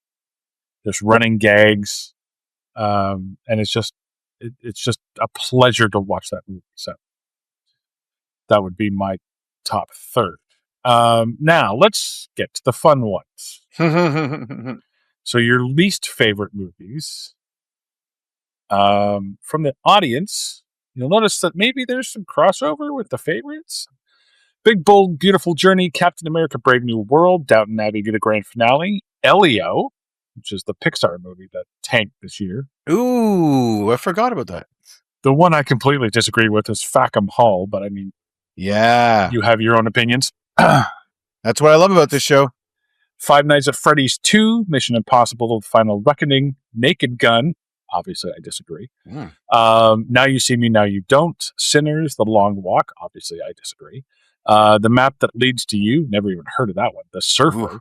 Didn't even hear about that one. Thunderbolts, Tron Ares, which we haven't talked about because at all. Neither of us seen it. Yeah. Wicked for Good, which is also on our somebody's favorite list, and Wolfman, which was, like I said, was much maligned as far as I could tell. I'll start here with one of mine. I don't know if you did this, Mark, but coming up on Or Is It in February, we're doing a worst of 2025. That much I knew. You're telling the listener. Sorry. Okay. Yeah. I'm telling the listener. What I did was I took those 4 movies out of contention. Just because we're going to be doing those movies later. One of those movies I would consider to be the worst movie of the year. Okay. And that'll be the final movie of that month. Yes, you told me which one it is. Because it is going to be the worst movie, and I still think it's going to be the worst one, even though we haven't done our 4th one yet. But I can't imagine it's any worse than that one. So stay tuned for that. That having been said, I went with 3 movies that throughout the movie just blew my mind of how stupid, how ridiculous, how just god-awful the decisions were, how dumb the characters were, and the magic beans that we would have to swallow just to pretend to enjoy these movies. That's what I based my decisions on. So the first one I'm taking is Megan 2.0.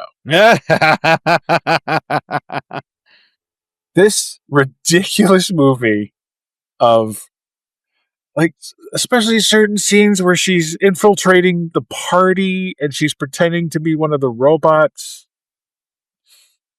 And then she gets into, like, she flies in another scene, she flies into a building starting on top of a mountain for no reason, just so she can squirrel suit fly, or flying squirrel suit onto the top of the building and into the shaft. Yeah, I'm sorry. We've all seen The Dark Knight. It's done way better there.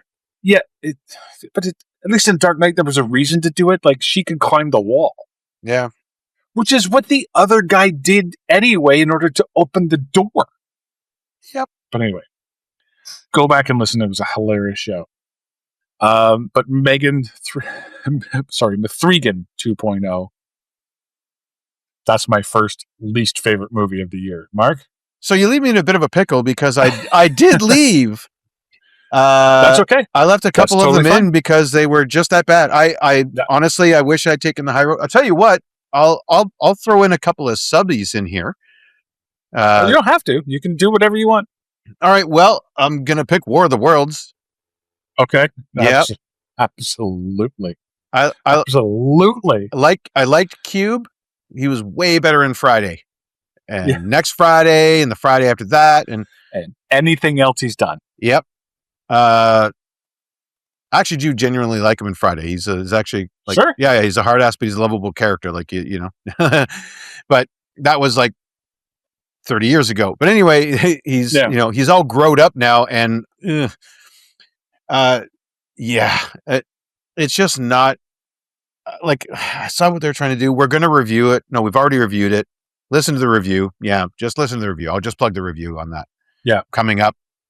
Yeah, we go into depth about that one. Yeah. Now let's grab another one here. So my second one. You know what? And I knew it was going to be bad before I saw it. I knew it was going to be bad. I absolutely knew it was going to suck shit. And I still paid for it anyway. And you know what? I'll pay for the next one too. Because I'm just that much of a sucker. Because I just cannot not see a Jurassic World movie. I knew it. I was going to stop and try and see if I could guess. Yeah. Sorry, Jurassic World Rebirth, or Afterbirth, as most people call it, because it's just that bad. I'm sorry. Why do you have to? You're collecting dinosaur blood for heart disease. You have the ridiculous scene where the T-Rex and the swims under the raft, and nobody notices. And then he bites the raft, the inflatable raft. The T-Rex bites the inflatable raft, and it doesn't burst. Yeah. What's the T-Rex? T-Rex been chewing on rocks? You've got the ridiculous family that's only there for the family to be in peril with the stoner boyfriend and the ridiculously stupid other two kids and the stupid father. Oh, yeah. You got Mahershala Ali, who sacrifices, quote unquote, himself at the end of the movie, but then somehow off screen gets away from the holy shit mutant dinosaur. Yep. Just stop. Just stop. And they won't, because it made money. So it made money. Yes, it made people like me. Yep. And I accept full responsibility for this. People like me are too stupid to not pay for it. You have hope still in your heart. But Garrett, you know what? One. I love a bad movie too. Oh, fair enough. You know what? Yeah. And it makes for an entertaining podcast. The one that we had, I got some great cartoons out of it this year. Oh, good. Yeah. So, but you and I had a fantastically funny show about it. They made it so easy. I know. That, but they're okay, I got to commiserate here because this we'll put this. Let's just say this was a dishonorable mention of mine. Okay. Yours must have been bad. If I had to take War of the Worlds out because of, let's say, we wanted to leave it for our worst of, I'd sub that in. They're collecting dino whatever because how do they know it works? It hasn't been that long for human testing. They talked to a paleobotanist and not to mention, we got to go from this one and that one and that one. Well, where are they? The most dangerous island in the world where you need a SWAT team or you need the National Guard, you need the friggin' Marine Corps. Island that we've never heard of before. They got to hire crack specialists just to get there. So how did these nerds find out that this would work in the first place? Yeah. I say that as a nerd. Yeah. No, I know. Yeah. Anyway, yeah, like you know what's funny when you said making dumb choices, like that list you had at the beginning of our category, making dumb choices. You don't want to. I was just thinking, I'm like, he's talking about Jurassic World. He's talking about Jurassic World. He said it again. Every point that you brought up, I'm like, yep, they do that. Yep, they do that. Trust me. They don't explain that. Yep, they do the magic bean. Yep. That list works for all three of my movies. But honestly, what's your number 2? Until Dawn. Stay tuned. Yeah. Stay tuned. Yeah, I'll just say that. Stay tuned. Yeah. Yeah. My number 3. And you know what? It's my number 1 because I was such a fan, and because this one hurts so much, and because it encapsulates everything I said before, and it's also annoying, and there's annoying songs, and for some people, not me, thankfully, but for some people, a lot of people, ruined their theater going experience. And that's a Minecraft movie. Ooh. If everyone remembers the whole chicken jockey phenomenon, where they threw popcorn and drinks all over the theater just because they yelled chicken jockey. Oh, no way. I hadn't heard about that. You hadn't heard about that? Oh, No. you need to search chicken jockey on YouTube. That explains the joke someone made earlier about bringing live chickens to the movies or something. But yeah. They did that. I was just about to say they brought a live chicken. As soon as they yelled chicken jockey, they threw the chicken in the air in the middle of the movie theater. Ew. Yeah. Huh. Poor chicken. Like, there's a difference between wearing pink to a Barbie movie or teenagers wearing tuxedos to go see Minions 3. Hell, and that phenomenon. As a kid, I would love to have put on like a red or orange or purple or blue bandana with the eyes cut out to watch a Teenage Mutant Ninja Turtle movie as a kid. There's a difference between or a 40-year-old. I mean, yeah, and literally destroying the movie theater you're watching the movie in. Yeah. So big difference. And the movie itself was stupid. I mean, I know it's for kids, but I mean, you have Netherworld Idol, Netherworld's Got Talent, or whatever it was. It was just dumb. Just dumb. I mean, Jack Black, the character is very much a Jack Black character, just saying and doing stupid things and yelling things and being over the top dramatic like he always is. But I mean, if you but you got Jason Momoa in it too, who is really taking a kick to the nuts as far as his performance. Just dumb, stupid, dumb. And I'm a big fan of the game. They really could have done this a whole lot better. It was on my list for disappointment of the year until Begonia happened. But a Minecraft movie. That's all I have to say. Well, for me, if you'll recall, for some reason the streaming service I used got locked on Spanish somehow. Yeah. So I haven't gone back to watch that movie proper, but so I couldn't really give it fair shake on any category. Sure. It did look pretty dumb. There would have been better ways to do the Tron-esque human in the digital world, sure, or you know what I mean? Or no, I didn't mind that so much. No, but that's what I mean. Like, but there's better ways to do it, right? That's what I mean. Like, yeah, they could have sticking with that theme is fine. But yeah, and there's a love song to the dog. You have Jason Momoa trying to be Jack Black, really, which I'm like, nah, man. Yeah, he tries to out Jack Black. Oh, good luck. Sure. Which, one, you're not going to do, and two, why would you? That's like, that'd be like Jack Black getting in a bench press competition with Jason Momoa. You know what I mean? Like, well, is he gonna outlift him? No. Why would you try? And I enjoy Jack Black. Don't get me wrong. But anyway, what's your last one? Well, I had Jurassic Park in here until you brought up a movie I completely forgot existed. Okay. And that is the 6th Final Destination movie, Bloodlines, or whatever the fuck number we're at. Yeah, Bloodlines, yeah. It was, it just, poof, here, gone. Yeah. Yep. That was an honorable mention for me because of the ridiculousness in that movie. Like you said, did we need it? No. Were we asking for it? No. Was it good? No. Like, it's just, it tries to hang so heavily on the other 5 and tries to be some, I don't know. Go listen to the review. Honestly, it was just, like I said, I will. So it just forgettable. Honestly, completely forgettable. No one stood out in that movie. I honestly, I forgot I even saw it this year, let alone at all. By the time this is out, people are listening to it. They will be able to see the cover art that I made for this. You haven't seen this yet, and I'm going to show you. If I share my screen here, you'll be able to see.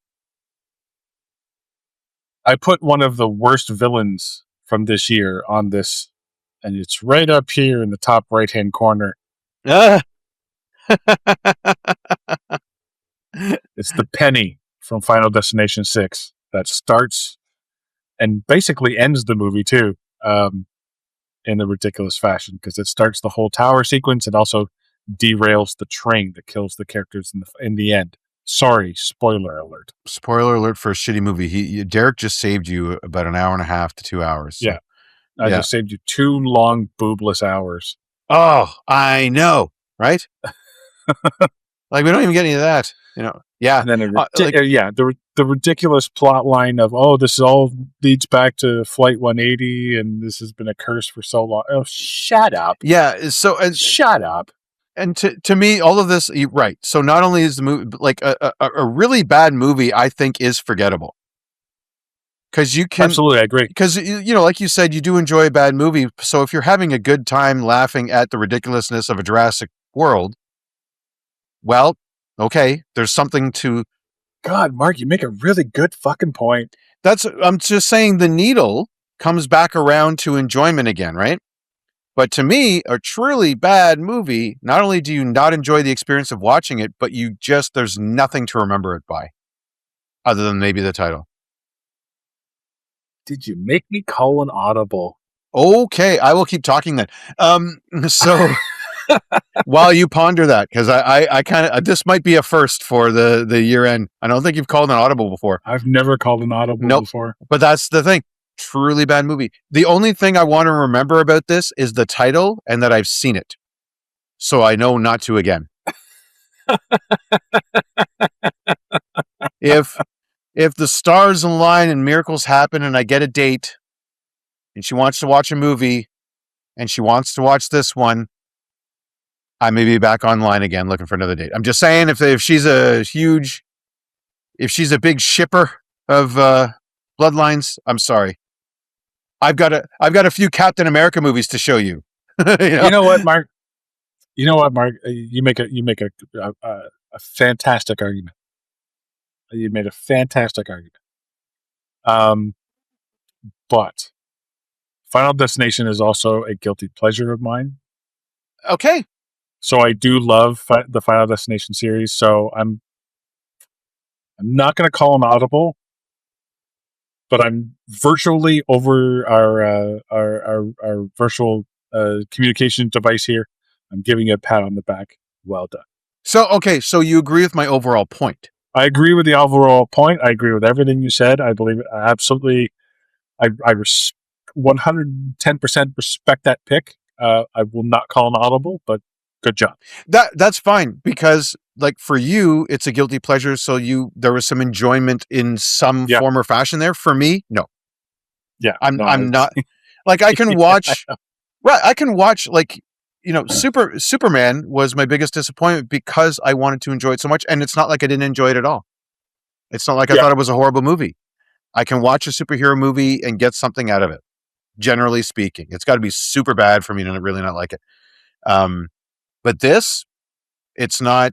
I'm not a huge fan of the series. I only get nervous when I'm driving around log trucks, but I'm in Canada, so that's going to happen. Yeah. You know, because of that one. That one's memorable.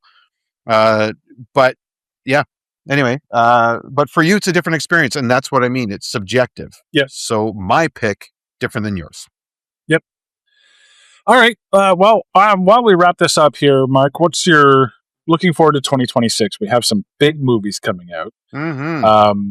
Which ones are you looking forward to most? Well, this won't be a shocker. It's The Mandalorian and Grogu, Avengers Doomsday, and Spider-Man Brand New Day. And if I could pick more than three, I believe the new Street Fighter is this year.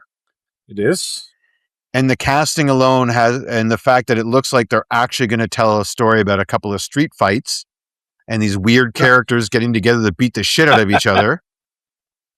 I am looking forward to it. So if I could pick a fourth honorable mention, if you will, Street Fighter. I actually have a bunch here, but I'm going to run through them. Some of them you've already mentioned: Avengers Doomsday, Street Fighter, Spider-Man Brand New Day.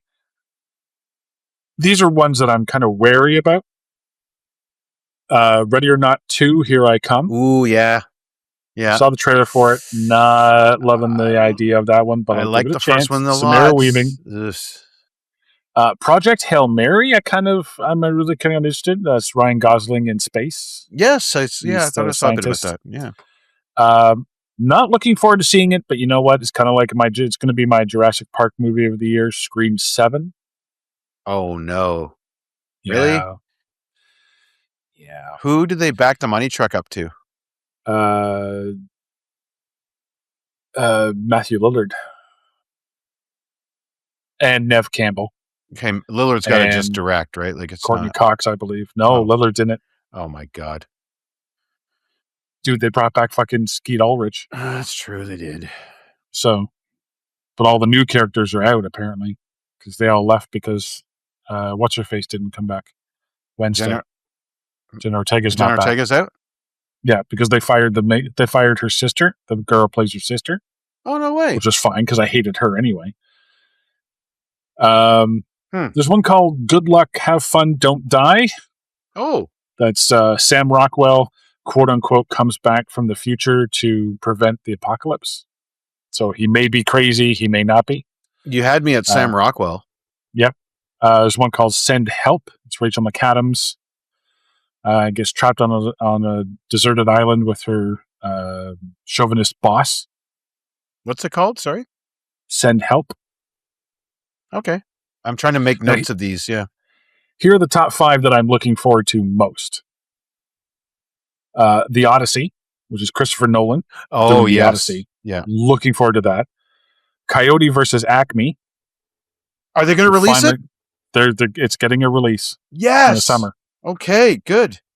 Super Mario Galaxy movie. Yep. The first one I really enjoyed, and I was really surprised that I enjoyed it that much. Good. There's the biopic Michael. It's the life story of Michael Jackson. That could be a little interesting. And my Star Wars Masters of the Universe is coming out next year. Oh, yes. Okay, see, if I was to do... See, you said 3. You put 3 in. I know. I put 3 in there. Because I would have put He-Man and alongside Street Fighter. And... Yeah, I understand. That's why I wrote it down. So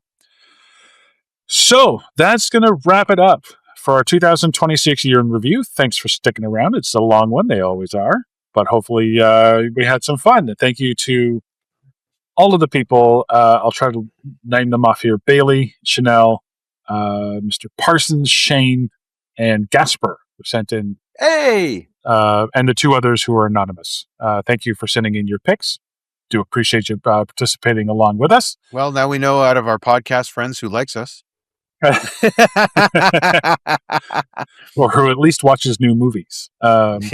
Yeah, so, I mean, who knows what this year's going to bring. The only thing I'll say that I am looking forward to is I'm going to make a conservative effort to watch more new stuff.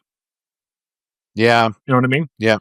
And try to make it out to more movies so I could have more to pull from. I mean, I did watch 46 movies this year, according to my research. And I probably watched more that I forgot about.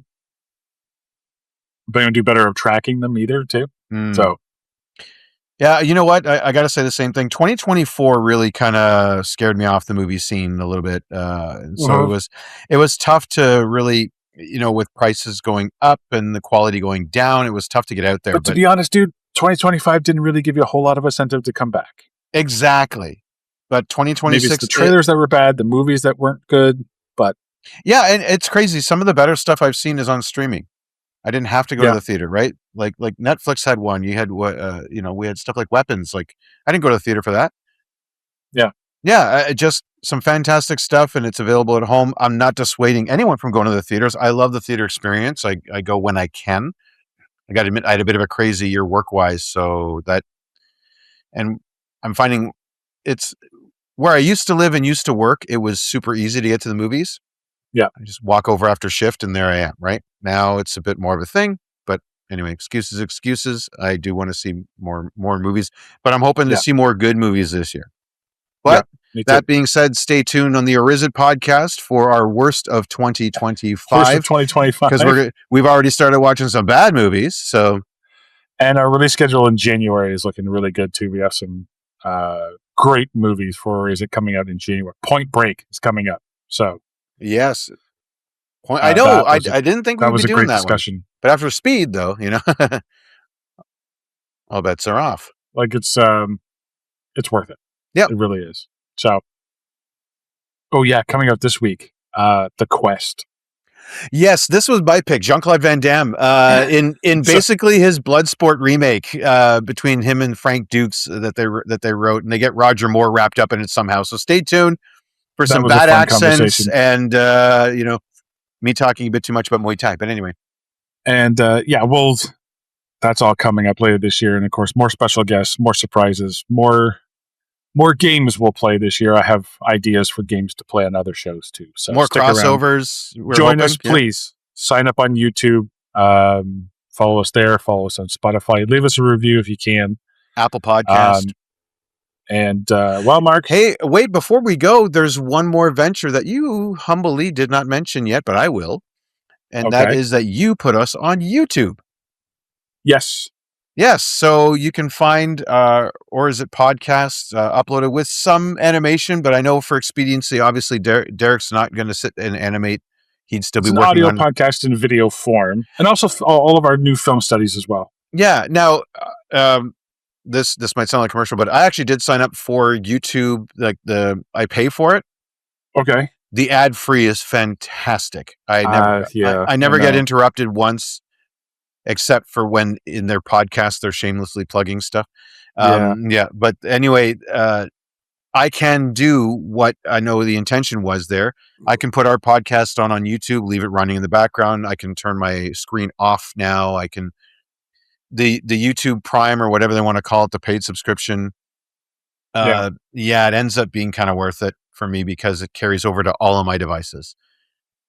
So trust me, the amount of ads I get on the YouTube video, it's like they're forcing me. It really is. And that's the one reason I haven't gone, because I feel like I'm being forced into it. Well, the ad thing is, I was able to put up with that before, but now just the idea, I mean, you're right. They did sort of push me into it, but just the idea that I don't have to have my screen on and the sound will keep playing means I can turn anything into a podcast, including our own, which you have done and put us on YouTube. So go ahead and find us there. If you've got the YouTube Prime, it works just like Spotify or wherever else. Yep. Just search Canadian Movie Crew and look for the little beaver. Yep. It is the symbol, and you'll find us. There we go. Mark, that's going to wrap up season 14 of Film Studies. Congratulations to you. Congratulations to us. Congratulations to you as well, yeah. And again, thanks for everything you do for the show, man. Love it. Thanks for being along with me. I couldn't do it without you. We tried. Yeah. We tried. It's not as fun. Never again, yeah. Who knows what this year will bring, but we'll find out. So stay tuned. For me and Mark, I'm Derek. We'll see you on the next Film Studies, coming soon.